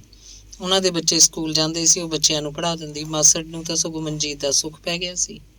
ਯੂਨੀਵਰਸਿਟੀ ਦਾ ਮਾਹੌਲ ਬੜਾ ਸੁਖਾਵਾਂ ਸੀ। ਕੋਈ ਜੋੜਾ ਕਿੰਨਾ ਚਿਰ ਬੈਠਾ ਕਿਤੇ ਗੱਲਾਂ ਕਰਦਾ ਰਹਿੰਦਾ, ਉਹਨਾਂ ਵੱਲ ਦੂਜਾ ਕੋਈ ਝਾਕਦਾ ਤੱਕ ਨਹੀਂ ਸੀ। ਮੰਡੀ ਦਾ ਕਾਲਜ ਹਰਦੇਵ ਨੂੰ ਯਾਦ ਆਉਂਦਾ। ਉੱਥੇ ਵੀ ਤਾਂ ਉਹਨਾਂ ਨਾਲ ਸ਼ਹਿਰ ਦੀਆਂ ਤੇ ਪਿੰਡ ਦੀਆਂ ਅਨੇਕਾਂ ਕੁੜੀਆਂ ਪੜ੍ਹਦੀਆਂ ਸੀ। ਕੋਈ ਮੁੰਡਾ ਕਿਸੇ ਕੁੜੀ ਕੋਲ ਖੜਾ ਨਹੀਂ ਤੇ ਦੂਜੇ ਮੁੰਡਿਆਂ ਨੇ ਹੋ ਦੀ ਆਵਾਜ਼ ਉੱਚੀ ਕੀਤੀ ਨਹੀਂ। ਇੱਥੇ ਮੁੰਡੇ ਕੁੜੀਆਂ ਦੇ ਹੋਰ ਚਾਰ ਸਨ। ਇਹ ਮੁੰਡੇ ਕੁੜੀਆਂ ਵੀ ਤਾਂ ਉਹਨਾਂ ਦੇ ਪਿੰਡਾਂ ਦੇ ਹੀ ਸਨ। ਪਰ ਇੱਥੇ ਆ ਕੇ ਸਭ ਦਾ ਸੁਭਾਅ ਸੀਲ ਹੋ ਗਿਆ ਸੀ। ਮਨੁੱਖ 'ਚੋਂ ਮੁੰਡਪੁਣਾ ਮੰਨਫੀ ਸੀ। ਉਹ ਇੱਕ ਦੂਜੇ ਨੂੰ ਵੀ ਮਿਲਦੇ ਸੀ। ਜੋੜੇ ਵਿੱਚੋਂ ਕੋਈ ਮੁੰਡਾ ਦੂਜੀਆਂ ਕੁੜੀਆਂ ਜਾਂ ਮੁੰਡਿਆਂ ਨੂੰ ਮਿਲਦਾ ਤੇ ਜੋੜੇ ਦੀ ਕੁੜੀ ਦੂਜੀਆਂ ਕੁੜੀਆਂ ਜਾਂ ਮੁੰਡਿਆਂ ਨੂੰ ਮਿਲਦੀ ਤਾਂ ਬੜਾ ਅਦਬ ਸਤਿਕਾਰ ਹੁੰਦਾ ਸੀ ਉਹਨਾਂ 'ਚ। ਮੁੰਡਿਆਂ 'ਚ ਇੱਕ ਦੂਜੇ ਨੂੰ ਬੁਲਾਉਣ ਦੇ ਬੜੇ ਲਾਜਵਾਬ ਸੰਬੋਧਨ ਸਨ। ਕਾਮਰੇਡ ਕਿਵੇਂ ਆ? ਹੋਰ ਬਈ ਮਿੱਤਰ, ਕੀ ਹਾਲ ਹੈ ਪਿਆਰੇ? ਬਾਈ ਜੀ ਸਤਿ ਸ੍ਰੀ ਅਕਾਲ। ਮੰਡੀ ਦੇ ਕਾਲਜ ਵਾਲੇ ਸੰਬੋਧਨ ਇੱਥੇ ਨਹੀਂ ਸਨ। ਕੀ ਹਾਲ ਹੈ ਰਾਂਝਿਆ? ਕਾਟੂ ਖੇਡਦੀ ਆ ਫਿਰ ਫੁੱਲਾਂ ਤੇ। ਓਏ ਫੁੱਟੀ ਮੂੰਹੋਂ ਕੁਛ ਭੈਣ ਦੇਣੇ ਆ, ਐਵੇਂ ਨਾ ਜੁੱਤੀਆਂ ਪਤੋੜਾ ਓਏ। ਤੇ ਹਰਦੇਵ ਪੜ੍ਹਦਾ ਵੀ, ਪਰ ਉਹਦੀ ਸੁਰਤ ਮਨਜੀਤ 'ਚ ਰਹਿੰਦੀ। ਉਹਦਾ ਅੰਦਰਲਾ ਉਹਨੂੰ ਦੇਖਣ ਲਈ ਲੁੱਚਦਾ ਰਹਿੰਦਾ। ਉਹਨਾਂ ਦੀਆਂ ਗੱਲਾਂ ਮੁੱਕਦੀਆਂ ਨਹੀਂ। ਯੂਨੀਵਰਸਿਟੀ ਤੋਂ ਰੇਲਵੇ ਸਟੇਸ਼ਨ ਤੱਕ ਬੱਸਾਂ ਚੱਲਦੀਆਂ। ਇਹ ਖਾਸ ਤੌਰ ਤੇ ਯੂਨੀਵਰਸਿਟੀ ਲਈ ਸਨ। ਮਨਜੀਤ ਨੇ ਜਦੋਂ ਨਾਭੇ ਨੂੰ ਜਾਣਾ ਹੁੰਦਾ, ਯੂਨੀਵਰਸਿਟੀ ਬੱਸ 'ਚ ਹਰਦੇਵ ਉਹਨੂੰ ਰੇਲਵੇ ਸਟੇਸ਼ਨ ਛੱਡ ਕੇ ਜਾਂਦਾ ਤੇ ਕਦੇ ਉਹ ਟ੍ਰੇਨ ਦਾ ਪ੍ਰੋਗਰਾਮ ਬਣਾ ਲੈਂਦੀ। ਹਰਦੇਵ ਨਾਲ ਹੀ ਟ੍ਰੇਨ ਚੜ੍ਹ ਜਾਂਦਾ। ਨਾਭੇ ਤੋਂ ਫਿਰ ਕਿਸੇ ਵਾਪਸੀ ਟ੍ਰੇਨ ਤੇ ਆਉਂਦਾ। ਗੱਲਾਂ ਤਾਂ ਫਿਰ ਵੀ ਬਾਕੀ ਰਹਿ ਗਈਆਂ ਹੁੰਦੀਆਂ। ਅੰਗ 29ਵਾਂ। ਮਨਜੀਤ ਨੂੰ ਪਤਾ ਸੀ ਹਰਦੇਵ ਜੱਟਾਂ ਦਾ ਮੁੰਡਾ ਹੈ, ਪਰ ਉਹਨੇ ਕਦੀ ਇਹ ਗੱਲ ਚਿਤਾਰੀ ਨਹੀਂ ਸੀ। ਹਰਦੇਵ ਉਹਦੇ ਲਈ ਬਸ ਹਰਦੇਵ ਸੀ। ਦੇਵ ਨੂੰ ਪਤਾ ਸੀ ਮਨਜੀਤ ਤਖਾਣਾ ਦੀ ਕੁੜੀ ਹੈ, ਪਰ ਉਹਨੇ ਕਦੀ ਇਹ ਗੱਲ ਚਿਤਾਰੀ ਨਹੀਂ ਸੀ। ਮਨਜੀਤ ਉਹਦੇ ਲਈ ਬਸ ਮਨਜੀਤ ਸੀ। ਮਨਜੀਤ ਆਖਦੀ ਹੁੰਦੀ, ਆਪਾਂ ਜਿਹੜੀ ਕੋਠੀ ਬਣਾਵਾਂਗੇ ਉਹਦਾ ਨਾਂ ਮਨੂ ਦੇਵ ਰੱਖਾਂਗੇ। ਹਰਦੇਵ ਮਜ਼ਾਕ ਕਰਦਾ। ਮਨੂ ਦੇਵ ਮੁੰਡੇ ਦਾ ਨਾਂ ਵੀ ਹੋ ਸਕਦਾ, ਕੁੜੀ ਦਾ ਵੀ। ਮਨਜੀਤ ਦੰਦਾਂ ਥੱਲੇ ਘਾਹ ਦੀ ਤਿੜ ਲੈ ਲੈਂਦੀ ਤੇ ਉਹਦੀਆਂ ਅੱਖਾਂ 'ਚ ਸ਼ਰਾਰਤ ਉਤਰ ਆਉਂਦੀ। ਕਦੇ ਕਦੇ ਉਹ ਭਾਵੁਕ ਗੱਲਾਂ ਛੱਡ ਕੇ ਸਧਾਰਨ ਗੱਲਾਂ ਕਰਦੇ। ਇੱਕ ਦਿਨ ਹਰਦੇਵ ਨੇ ਪੁੱਛਿਆ, ਤੂੰ ਮਾਸੀ ਦੀਆਂ ਗੱਲਾਂ ਹੀ ਕਰਦੀ ਰਹਿੰਦੀ ਹੈ, ਕਦੇ ਮਾਂ ਦੀਆਂ ਗੱਲਾਂ ਕਿਉਂ ਨਹੀਂ ਕੀਤੀ? ਮਾਂ ਦੀ ਗੱਲ ਕਿਉਂ ਨਹੀਂ ਕੀਤੀ? ਪਿੰਡ ਮੈਂ ਜਾਂਦੀ ਨਹੀਂ ਕਿਉਂ? ਬਸ ਐਵੇਂ। ਤੈਨੂੰ ਮਾਂ ਨੂੰ ਮਿਲਣ ਦਾ ਚਿੱਤ ਨਹੀਂ ਕਰਦਾ? ਕਦੇ ਬਹੁਤ ਕਰਦਾ। ਮਨਜੀਤ ਨੇ ਅੱਖਾਂ ਭਰ ਲਈਆਂ। ਫਿਰ ਉੱਥੇ ਵੀ ਜਾਇਆ ਕਰ। ਬਸ ਊਂ ਹੀ ਨਹੀਂ ਜਾਂਦੀ ਮੈਂ। ਉਹਨੇ ਅੱਖਾਂ ਪੂੰਝ ਲਈਆਂ। ਕਮਾਲ ਹੈ, ਮਾਂ ਕੋਲ ਤਾਂ ਚਿੱਤ ਕਰਦਾ ਨਿੱਤ ਬੈਠੇ ਰਹੀਏ। ਮੈਨੂੰ ਮੇਰਾ ਪਿਓ ਨਹੀਂ ਚੰਗਾ ਲੱਗਦਾ। ਮਨਜੀਤ ਨੇ ਅਜੀਬ ਗੱਲ ਆਖੀ। ਇਹ ਕੀ ਗੱਲ? ਉਹਦੇ ਲਈ ਤਾਂ ਮੈਂ ਇੱਕ ਬੋਝ ਹਾਂ। ਹਾਂ, ਸਾਡੇ ਸਮਾਜ 'ਚ ਇਹ ਧਾਰਨਾ ਹੈਗੀ ਹਾਲੇ, ਕੁੜੀਆਂ ਨੂੰ ਬੋਝ ਸਮਝਦੇ ਆ ਮਾਪੇ। ਪਰ ਕੀ ਤੇਰੀ ਮਾਂ ਵੀ ਤੈਨੂੰ ਬੋਝ ਸਮਝਦੀ ਹੈ? ਉਹ ਤਾਂ ਨਹੀਂ ਸਮਝਦੀ ਹੋਣੀ। ਮਾਂ ਮੇਰੀ ਹੈ ਹੀ ਨਹੀਂ। ਮਨਜੀਤ ਦੀ ਇਹ ਵੀ ਨਵੀਂ ਗੱਲ ਸੀ। ਮਾਂ ਹੈ ਨਹੀਂ ਤੇਰੀ? ਹਰਦੇਵ ਚੌਂਕ ਪਿਆ। ਹੈਗੀ ਹੈ ਮਨਜੀਤ ਨੇ ਜਿਵੇਂ ਮਜ਼ਾਕ ਕੀਤਾ ਹੋਵੇ। ਹਰਦੇਵ ਉਹਦੇ ਡੋਲੇ ਉੱਤੇ ਮੁੱਕੀ ਮਾਰਨਾ ਚਾਹੁੰਦਾ ਸੀ, ਪਰ ਇੰਜ ਮੁੰਡੇ ਕੁੜੀਆਂ ਦਾ ਦੇਹ ਸੰਪਰਕ ਯੂਨੀਵਰਸਿਟੀ ਦਾ ਮਾਹੌਲ ਨਹੀਂ ਸੀ। ਉਹ ਅੱਖਾਂ 'ਚ ਖਿਜਿਆ, ਕਹਿੰਦਾ, ਇਹ ਕਿਸ ਤਰ੍ਹਾਂ ਦੀਆਂ ਬੇਸਿਰ ਪੈਰੀਆਂ ਗੱਲਾਂ ਕਰੀ ਜਾਂਦੀਆਂ ਮੈਨੂੰ ਅੱਜ ਤੋਂ? ਸਿੱਲੀਆਂ ਅੱਖਾਂ ਦੀ ਭਰਪੂਰ ਤੱਕਣੀ ਨਾਲ ਉਹ ਹਰਦੇਵ ਵੱਲ ਝਾਕੀ ਤੇ ਆਖਿਆ, ਮੇਰੀ ਮਾਂ ਮਰ ਗਈ ਸੀ ਉਦੋਂ ਮੈਂ ਤੀਜੀ ਚੌਥੀ 'ਚ ਪੜ੍ਹਦੀ ਹੁੰਦੀ ਸੀ। ਇਹ ਮੇਰੀ ਦੂਜੀ ਮਾਂ ਹੈ। ਕਮਾਲ ਹੈ, ਇਹ ਤੂੰ ਪਹਿਲਾਂ ਕਦੇ ਦੱਸਿਆ ਹੀ ਨਹੀਂ। ਪਰ ਮੇਰੀ ਇਹ ਦੂਜੀ ਮਾਂ ਚੰਗੀ ਬਹੁਤ ਹੈ, ਪਿਓ ਨਹੀਂ ਚੰਗਾ। ਮੈਨੂੰ 10ਵੀਂ ਤੋਂ ਬਾਅਦ ਹਟਾਉਣਾ ਚਾਹੁੰਦਾ ਸੀ ਕਿ ਵਿਆਹ ਕਰ ਦਿੰਦੇ ਆ ਇਹਦਾ ਮਤਲਬ ਨਾ ਤੈਨੂੰ ਮਾਂ ਦਾ ਪਿਆਰ ਮਿਲ ਸਕਿਆ ਨਾ ਪਿਓ ਦਾ। ਤੇਰਾ ਪਿਆਰ ਤਾਂ ਮਿਲਿਆ ਹੋਇਆ। ਮਨਜੀਤ ਸੰਗ ਗਈ। ਮਾਂ ਪਿਓ ਦਾ ਪਿਆਰ ਹੋਰ ਚੀਜ਼ ਹੈ। ਪਿਆਰ ਚਾਹੀਦਾ ਕਿਤੋਂ ਵੀ ਮਿਲੇ। ਕਮਰੇ 'ਚ ਜਾ ਕੇ ਹਰਦੇਵ ਬਹੁਤ ਸੋਚਦਾ ਰਿਹਾ। ਮਨਜੀਤ ਦੀ ਜ਼ਿੰਦਗੀ 'ਚ ਨਾ ਮਾਂ ਹੈ ਤੇ ਨਾ ਪਿਓ। ਇੱਕ ਖਲਾ ਹੈ ਉਹਦੀ ਜ਼ਿੰਦਗੀ ਵਿੱਚ। ਇਸੇ ਕਰਕੇ ਉਹਨੂੰ ਕਿਸੇ ਦੀ ਲੋੜ ਹੈ ਜਿਹੜਾ ਉਹਦੇ ਇਸ ਖਿਲਾ ਨੂੰ ਭਰ ਸਕੇ। ਉਹ ਸੋਚਦਾ ਉਹਦੇ ਮਾਸੜ ਮਾਸੀ ਵੀ ਤਾਂ ਇਹ ਖਿਲਾ ਪੂਰਦੇ ਹੋਣਗੇ। ਨਹੀਂ, ਉਹਨਾਂ ਤੋਂ ਕਿੱਥੇ ਮਿਲਦਾ ਹੋਏਗਾ ਮਾਂ ਪਿਓ ਵਾਲਾ ਪਿਆਰ। ਉਹ ਆਪ ਹੀ ਜਵਾਬ ਦੇ ਲੈਂਦਾ। ਉਹ ਨਿਸ਼ਚਾ ਕਰਦਾ ਉਹ ਮਨਜੀਤ ਨੂੰ ਇੰਨਾ ਪਿਆਰ ਕਰੇਗਾ ਉਹਨੂੰ ਉਹਦੀ ਮਾਂ ਯਾਦ ਨਾ ਆਵੇ, ਉਹਨੂੰ ਉਹਦਾ ਪਿਓ ਬੁਰਾ ਨਾ ਲੱਗੇ। ਫਿਰ ਉਹ ਆਪਣੇ ਬਾਰੇ ਸੋਚਣ ਬੈਠ ਗਿਆ। ਇਸ ਤਰ੍ਹਾਂ ਆਪਣੇ ਆਪ ਦੀ ਤਲਾਸ਼ ਉਹਨੇ ਪਹਿਲਾਂ ਕਦੇ ਨਹੀਂ ਕੀਤੀ ਸੀ।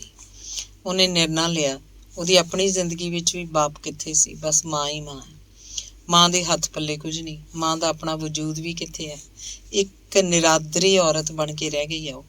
ਬਾਪ ਦੂਜੀ ਔਰਤ ਦਾ ਹੈ ਸਭ ਕੁਝ। ਜ਼ਮੀਨ ਦੇ ਲਾਲਚ ਵਿੱਚ ਉਹ ਕਿੱਥੋਂ ਤੱਕ ਗਿਰ ਗਿਆ ਹੈ। ਆਪਣੀ ਔਰਤ ਦੀ ਸੰਤੁਸ਼ਟੀ ਨਾਲ ਉਹਨੂੰ ਜ਼ਮੀਨ ਜਾਇਦਾਦ ਦੀ ਭੁੱਖ ਨੇ ਕਿੰਨਾ ਨੀਵਾਂ ਕਰ ਦਿੱਤਾ ਹੈ।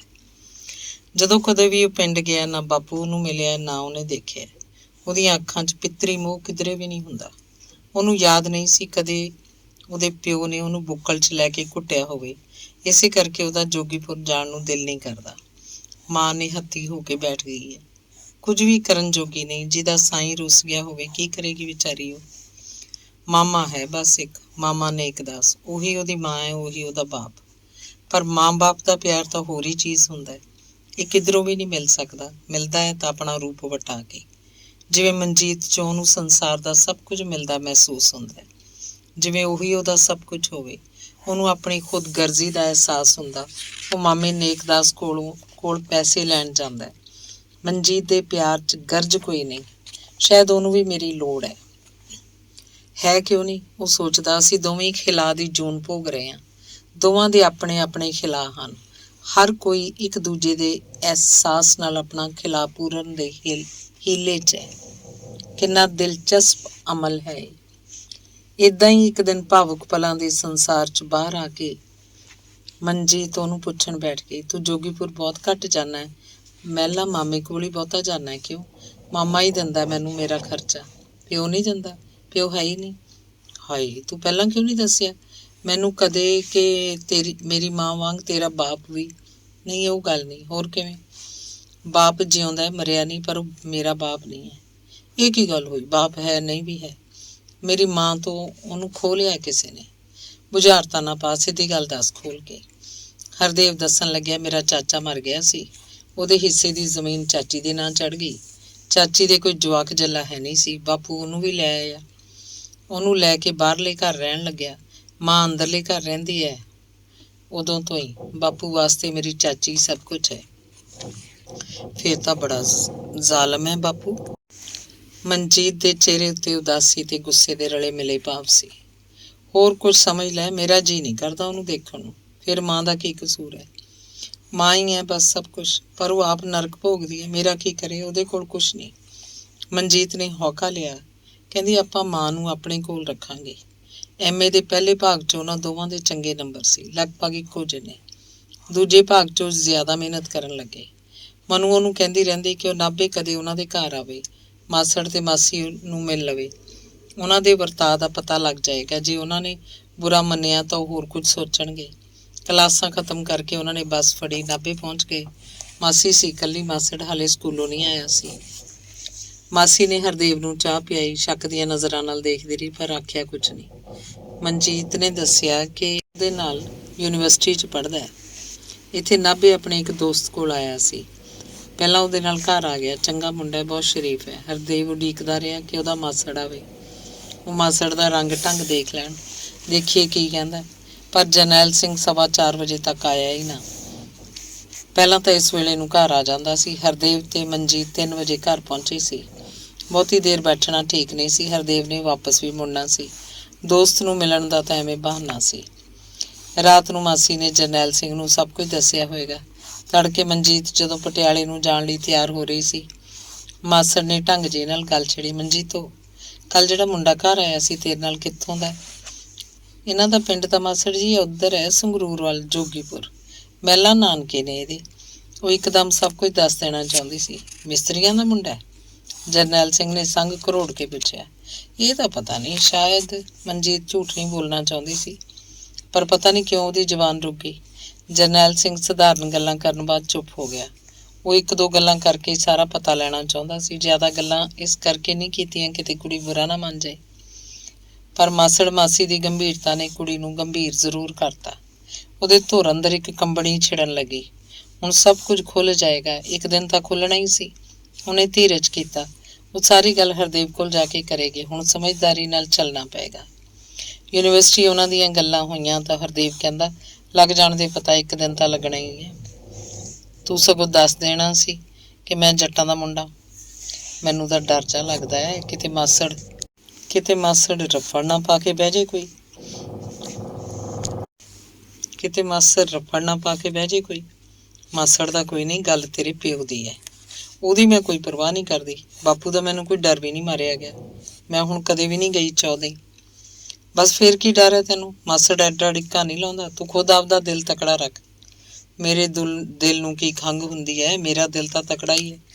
ਦਿਨ ਲੰਘਦੇ ਜਾ ਰਹੇ ਸੀ। ਉਹਨਾਂ ਨੇ ਇੱਕ ਦਿਨ ਬਹਿ ਕੇ ਕਾਫੀ ਸੋਚ ਵਿਚਾਰ ਬਾਅਦ ਫੈਸਲਾ ਕੀਤਾ ਕਿ ਵਿਆਹ ਦੀ ਗੱਲ ਸੈਕਿੰਡ ਪਾਰਟ ਮੁੱਕਣ ਤੋਂ ਬਾਅਦ ਕਰਨਗੇ। ਜੇ ਆ ਨਾ ਹੋਏ ਕਿ ਮਾਸੜ ਉਲਟਾ ਪੈ ਜਾਏ, ਗੱਲ ਦਾ ਵਾਧਾ ਵੱਧ ਗਿਆ ਤਾਂ ਉਹਨਾਂ ਦੀ ਐਮਏ ਵਿੱਚ ਹੀ ਰਹਿ ਜਾਏਗੀ। ਉਹ 2 ਵਾਰ ਫਿਰ ਵੀ ਨਾਭੇ ਉਹਨਾਂ ਦੇ ਘਰ ਜਾ ਆਇਆ ਸੀ। ਹੁਣ ਉਹਨਾਂ ਨੂੰ ਪਤਾ ਵੀ ਲੱਗ ਚੁੱਕਿਆ ਸੀ ਕਿ ਉਹ ਜੱਟਾਂ ਦਾ ਮੁੰਡਾ ਹੈ। ਜਰਨੈਲ ਸਿੰਘ ਤੇ ਉਹਦੀ ਘਰ ਵਾਲੀ ਮਨਜੀਤ ਦੀ ਗੈਰ ਹਾਜ਼ਰੀ ਵਿੱਚ ਚਿੰਤਾ ਕਰਦੇ ਕਿਤੇ ਇਹਨਾਂ ਦੀ ਹੋਰ ਗੱਲਬਾਤ ਨਾ ਹੋਵੇ, ਫਿਰ ਤਾਂ ਬਦਨਾਮੀ ਹੋਏਗੀ। ਜਰਨੈਲ ਸਿੰਘ ਸੋਚਦਾ, ਕੀ ਕਹੇਗਾ ਮਹਿੰਦਰ ਸਿੰਘ? ਮੇਰੀ ਕੁੜੀ ਰੱਖੀ ਤਾਂ ਸੀ ਤੇ ਉਹਦਾ ਪਿਓ ਬਣ ਕੇ ਰਹਿੰਦਾ। ਕੁੜੀ ਨੂੰ ਖੁੱਲ੍ਹੀ ਛੱਡਤਾ, ਉਹਨੂੰ ਆਜ਼ਾਦ ਕਰਤਾ ਤੇ ਉਹ ਵਿਗੜ ਗਈ। ਭਾਈਚਾਰੇ 'ਚ ਦੁਰਚਰਚਾ ਹੋਏਗੀ। ਪਰ ਜਰਨੈਲ ਸਿੰਘ ਪੜ੍ਹਿਆ ਲਿਖਿਆ ਬੰਦਾ ਸੀ। ਇੰਨੇ ਸਾਲਾਂ ਤੋਂ ਨਾਭੇ ਰਹਿ ਰਿਹਾ ਸੀ। ਸਕੂਲ ਮਾਸਟਰਾਂ 'ਚ ਰਹਿ ਕੇ ਉਹਨੂੰ ਨਵੇਂ ਪੰਜਾਬੀ ਸੱਭਿਆਚਾਰ ਦਾ ਪਤਾ ਲੱਗਦਾ ਰਹਿੰਦਾ। ਉਹਨੇ ਘਰਵਾਲੀ ਨੂੰ ਸਮਝਾਇਆ, ਜਿਵੇਂ ਆਪਣੇ ਆਪ ਨੂੰ ਹੀ ਤਸੱਲੀ ਦਿੱਤੀ ਹੋਵੇ, ਕਿ ਅੱਜ ਦੇ ਸਮੇਂ 'ਚ ਤਾਂ ਇਹ ਆਮ ਹੈ। ਕੁੜੀਆਂ ਦੇ ਜਮਾਤੀ ਮੁੰਡੇ ਉਹਨਾਂ ਦੇ ਘਰਾਂ 'ਚ ਆਉਂਦੇ ਜਾਂਦੇ ਰਹਿੰਦੇ ਆ।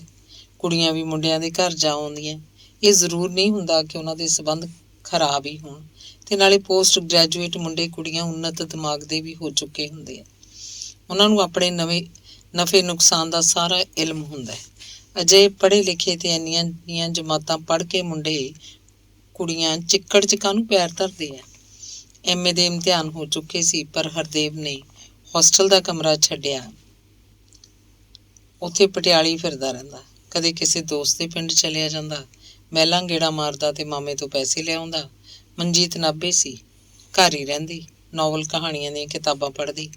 ਹੋਰ ਕਿਤਾਬਾਂ ਲੈਣ ਬਹਾਨੇ ਉਹ ਯੂਨੀਵਰਸਿਟੀ ਦਾ ਗੇੜਾ ਮਾਰਦੀ। ਉਹ ਲਾਇਬ੍ਰੇਰੀ 'ਚ ਮਿਲਦੇ ਤੇ ਘੰਟਿਆਂ ਬੱਧੀ ਘੁਸਰ ਮੁਸਰ ਕਰਦੇ ਰਹਿੰਦੇ। ਅੰਗ 30ਵਾਂ।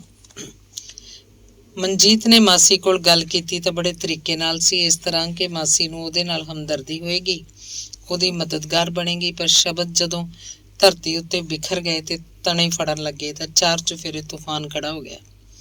ਮਾਸੀ ਨੇ ਆਪ ਹੀ ਜਰਨੈਲ ਸਿੰਘ ਕੋਲ ਇਸ ਤਰ੍ਹਾਂ ਗੱਲ ਨੂੰ ਪੇਸ਼ ਕੀਤਾ ਕਿ ਉਹਨੂੰ ਗੁੱਸਾ ਆ ਗਿਆ। ਚਿੰਤਾ ਖੜੀ ਹੋ ਗਈ। ਗੱਲ ਮੁਟਿਆਰਤੀ ਦੀ ਸੀ ਤੇ ਵੀ ਕਿਸੇ ਹੋਰ ਦੀ। ਉਹ ਉਮਰੋਂ ਛੋਟੀ ਹੁੰਦੀ ਕੋਈ ਐਸੀ ਵੈਸੀ ਗਲਤੀ ਕਰਦੀ ਤਾਂ ਮਾਸੜ ਉਹਦਾ ਮੂੰਹ ਲਫੇੜਿਆਂ ਨਾਲ ਭੰਨ ਸੁੱਟਦਾ। ਹੁਣ ਕੀ ਕਰੇ? ਉਹਨੂੰ ਹੱਥਾਂ ਪੈਰਾਂ ਦੀ ਪੈ ਗਈ। ਉਹਨੇ ਆਪਣੀ ਘਰ ਵਾਲੀ ਨਾਲ ਮੱਥਾ ਭੰਨਿਆ। ਆਪਦੀ ਹੁੰਦੀ ਤਾਂ ਮੈਂ 100 ਇਲਾਜ ਸੋਚ ਲੈਂਦਾ। ਮਹਿੰਦਰ ਸੂਹ ਤੇ ਛੱਡ ਦਈਏ, ਕੁੜੀ ਨੂੰ ਚਾਹੁੰਦੇ ਹੀ ਭੇਜ ਦਈਏ, ਇਹ ਵੀ ਠੀਕ ਨਹੀਂ। ਕਹੂਗਾ ਕੁੜੀ ਵਿਗਾੜ ਕੇ ਮੇਰੇ ਮੱਥੇ ਮਾਰੀ। ਉਹਦੇ ਭਾਈਚਾਰੇ ਦਾ ਸਵਾਲ ਹੈ, ਉਹ ਤਾਂ ਕੁੜੀ ਨੂੰ ਵੱਢਣ ਤੱਕ ਜਾਊ। ਆਪਾਂ ਨੂੰ ਆਪ ਹੀ ਕੋਈ ਹੱਲ ਲੱਭਣਾ ਚਾਹੀਦਾ। ਮਹਿੰਦਰ ਸੂਹ ਤੱਕ ਗੱਲ ਪਹੁੰਚੇਗਾ ਨੂੰ। ਉਹਨਾਂ ਨੇ ਕੁੜੀ ਨੂੰ ਕੁਝ ਆਖਿਆ ਵੇਖਿਆ ਨਹੀਂ, ਪਰ ਉਹਦਾ ਪਟਿਆਲੇ ਜਾਣਾ ਬੰਦ ਕਰਤਾ। ਜਰਨੈਲ ਸਿੰਘ ਨੇ ਆਪਣੇ ਦੋਸਤਾਂ ਮਿੱਤਰਾਂ ਕੋਲ ਗੱਲ ਕੀਤੀ, ਸਲਾਹ ਲਈ ਕਿ ਕੀ ਕੀਤਾ ਜਾਏ। ਕੋਈ ਕਹਿੰਦਾ ਸੀ ਕੁੜੀ ਨੂੰ ਉਹਦੇ ਪਿਓ ਕੋਲ ਭੇਜ ਦਿਓ, ਤੂੰ ਕਾਹਨੂੰ ਲੈਂਦਾ ਕੋਈ ਜ਼ਿੰਮੇਦਾਰੀ ਆਪਣੇ ਸਿਰ। ਤੇ ਕੋਈ ਸਿਆਣਪ ਨਾਲ ਗੱਲ ਕਰਦਾ, ਅੱਜ ਕੱਲ੍ਹ ਤਾਂ ਯਾਰ ਸਭ ਹੋਈ ਜਾਂਦਾ, ਕੀ ਰਹਿ ਗਿਆ ਜਾਤਾਂ ਪਾਤਾਂ 'ਚ। ਕੁੜੀ ਦੀ ਮਰਜ਼ੀ ਹੈ ਤਾਂ ਕਰਕੇ ਪਰੇ ਕਰ।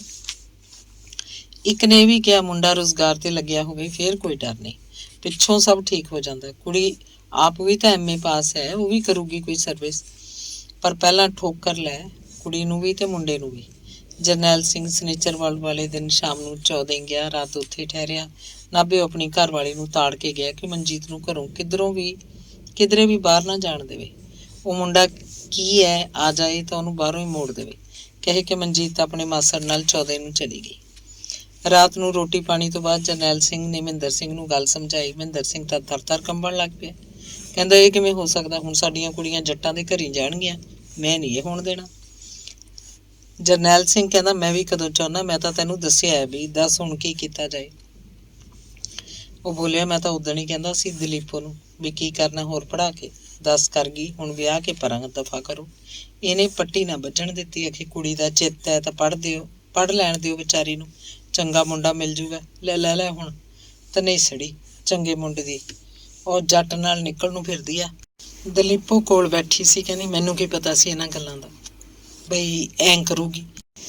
ਮੈਂ ਤਾਂ ਉਹਦੇ ਭਲੇ ਦਾ ਹੀ ਸੋਚਿਆ ਸੀ। ਫਿਰ ਕਹਿਣ ਲੱਗੀ ਇੱਥੇ ਤਾਂ ਬਥੇਰੀ ਚੰਗੀ ਹੁੰਦੀ ਸੀ, ਮੂੰਹ 'ਚ ਬੋਲ ਨਹੀਂ ਸੀ ਚੰਦਰੀ ਦੇ, ਉੱਥੇ ਜਾ ਕੇ ਖਬਰੇ ਕੀ ਪੈਰ ਗਿਆ। ਮਹਿੰਦਰ ਸਿੰਘ ਤਪਿਆ ਬੈਠਾ ਸੀ। ਕਹਿੰਦਾ ਤੂੰ ਜਰਨੈਲ ਸਿੰਘ ਕੁੜੀ ਨੂੰ ਰੱਖਿਆ ਸੀ, ਤੂੰ ਉਹਨੂੰ ਸਾਂਭਿਆ ਕਿਉਂ ਨਾ? ਤੂੰ ਉਹਦਾ ਪਤਾ ਸੁਤਾ ਰੱਖਦਾ, ਵੱਡੇ ਸ਼ਹਿਰਾਂ 'ਚ ਤਾਂ ਸਾਲਾ ਇਹੀ ਕੁੱਤਖਾਨਾ ਹੁੰਦਾ। ਤੂੰ ਚੱਲ ਮੈਨੂੰ ਹੀ ਪਤਾ ਕਰ ਦਿੰਦਾ, ਹੁਣ ਵੀ ਭੱਜਿਆ ਆਇਆ ਹੀ ਆ। ਮੈਂ ਇੱਥੇ ਲਿਆਉਂਦਾ ਆਪਦੀ ਨੂੰ, ਕੀ ਲੈਣਾ ਸੀ ਮੈਂ ਉਹਦੀਆਂ 16 ਜਮਾਤਾਂ ਤੋਂ। 20 ਤਖਾਣਾ ਦੇ ਮੁੰਡੇ ਜਬਕਦੇ ਫਿਰਦੇ ਆ, ਆਨੰਦ ਕਾਰਜ ਦੇ ਕੇ ਪਰਾਂ ਫੂਕਦਾ। ਜਰਨੈਲ ਸਿੰਘ ਧੀਮਾ ਸੀ। ਕਹਿੰਦਾ ਮੇਰਾ ਭਲਾ ਯਾਰ ਇਹਦੇ 'ਚ ਕੀ ਕਸੂਰ ਹੈ? ਉੱਥੇ ਪਟਿਆਲੇ 'ਚ ਹੋਰ ਦੁਨੀਆ ਦੇ ਮੁੰਡੇ ਕੁੜੀਆਂ ਕੀ ਪੜ੍ਹਦੇ ਨਹੀਂ? ਨਾਲੇ ਮੈਨੂੰ ਕੀ ਪਤਾ ਸੀ ਚੰਗੀ ਭਲੀ ਜਾਂਦੀ ਸੀ ਆਉਂਦੀ ਸੀ। ਤੂੰ ਉੱਥੇ ਪਟਿਆਲੇ ਜਾ ਕੇ ਜਿੱਥੇ ਪੜ੍ਹਦੀ ਹੁੰਦੀ ਪਤਾ ਸੁਤਾ ਰੱਖਣਾ ਸੀ ਉਹਦਾ। ਖਬਰ ਹੈ ਪੜ੍ਹਨ ਜਾਂਦੀ ਸੀ, ਕੀ ਕਰਨ ਜਾਂਦੀ ਸੀ।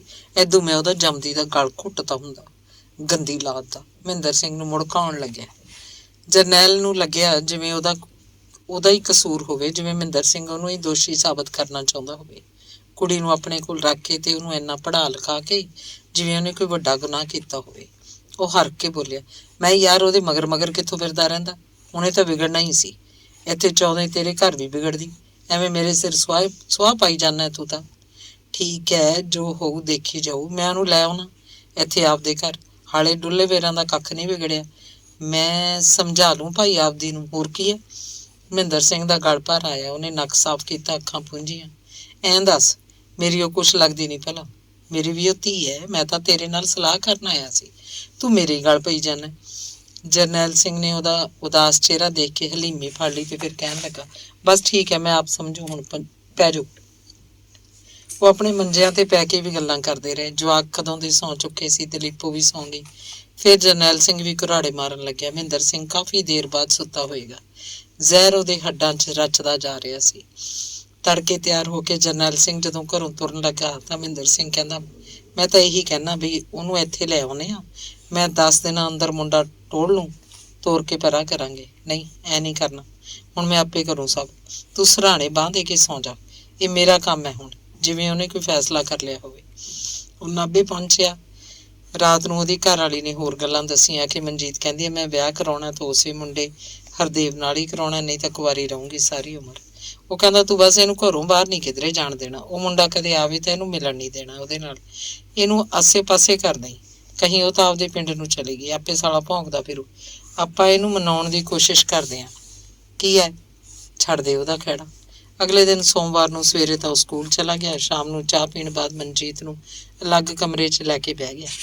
ਉਹਨੂੰ ਕਹਿੰਦਾ ਦੇਖ ਬੇਟਾ ਮਨਜੀਤ, ਤੇਰੀ ਮਾਸੀ ਨੇ ਮੈਨੂੰ ਸਭ ਕੁਝ ਦੱਸ ਦਿੱਤਾ, ਮੈਂ 14ਵੀਂ ਜਾ ਆਇਆ ਤੇਰੇ ਪਿਓ ਕੋਲ, ਸਾਰੀਆਂ ਗੱਲਾਂ ਹੋਈਆਂ ਨੇ, ਜੋ ਤੂੰ ਚਾਹੁੰਦੀ ਹੈ ਇਹ ਕਿਸੇ ਵੀ ਹਾਲਤ 'ਚ ਹੋ ਨਹੀਂ ਸਕਦਾ।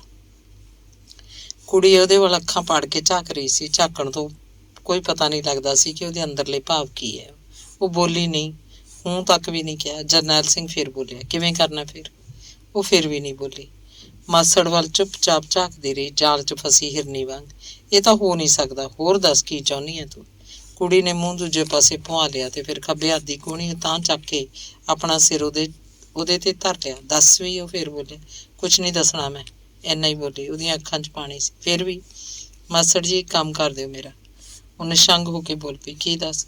ਮੈਨੂੰ ਕਿਧਰੇ ਸਰਵਿਸ ਦਵਾ ਦਿਓ ਕੋਈ। ਸਰਵਿਸ ਤੈਨੂੰ ਕੀ ਮਿਲੂਗੀ? ਐਮਏ ਦਾ ਰਿਜ਼ਲਟ ਤਾਂ ਹਾਲੇ ਆਇਆ ਨਹੀਂ। ਐਮਏ ਨੂੰ ਕੀ ਹੈ, ਪਹਿਲਾਂ ਵੀ ਤਾਂ ਮਿਲ ਸਕਦੀ ਹੈ ਕੋਈ ਛੋਟੀ ਮੋਟੀ ਨੌਕਰੀ। ਕੀ ਕਰੇਂਗੀ ਨੌਕਰੀ ਕਰਕੇ? ਘਰਦਿਆਂ ਤੋਂ ਬਾਗੀ ਹੋਣਾ ਚਾਹੁੰਦੀ ਹੈ? ਜਰਨੈਲ ਸਿੰਘ ਸਭ ਜਾਣਦਾ ਸੀ। ਉਹਨੇ ਬੜੇ ਮਜ਼ਬੂਤ ਇਰਾਦੇ ਨਾਲ ਜਵਾਬ ਦਿੱਤਾ, ਨਾ ਤੁਸੀਂ ਕਰੋ ਮੇਰਾ ਕੁਝ, ਨਾ ਬਾਪੂ ਨੂੰ ਲੋੜ ਹੈ ਕੁਝ ਕਰਨ ਦੀ। ਮੈਂ ਆਪਣੀ ਕਿਸਮਤ ਦਾ ਫੈਸਲਾ ਆਪ ਕਰੂੰਗੀ। ਦਲੀਲ ਸੁਣ ਕੇ ਜਰਨੈਲ ਸਿੰਘ ਨੂੰ ਕੁੜੀ ਤੇ ਤਰਸ ਆਇਆ। ਬੋਲਿਆ, ਕਿਉਂ? ਅਸੀਂ ਨਹੀਂ ਲੱਗਦੇ ਕੁਝ ਤੇਰੇ? ਸਾਨੂੰ ਤੂੰ ਐਂ ਛੱਡ ਜਾਏਂਗੀ? ਮੈਂ ਆਪਣੇ ਆਪ ਨੂੰ ਛੱਡਣਾ ਚਾਹੁੰਦੀ ਹਾਂ। ਕੀ ਮਤਲਬ? ਮੈਂ ਮੈਰਿਜ ਕਰਾਉਣੀ ਹੀ ਨਹੀਂ। ਇਹ ਤਾਂ ਸਜ਼ਾ ਦੇਂਗੀ ਸਾਨੂੰ ਵੀ ਤੇ ਆਪਣੇ ਆਪ ਨੂੰ ਵੀ।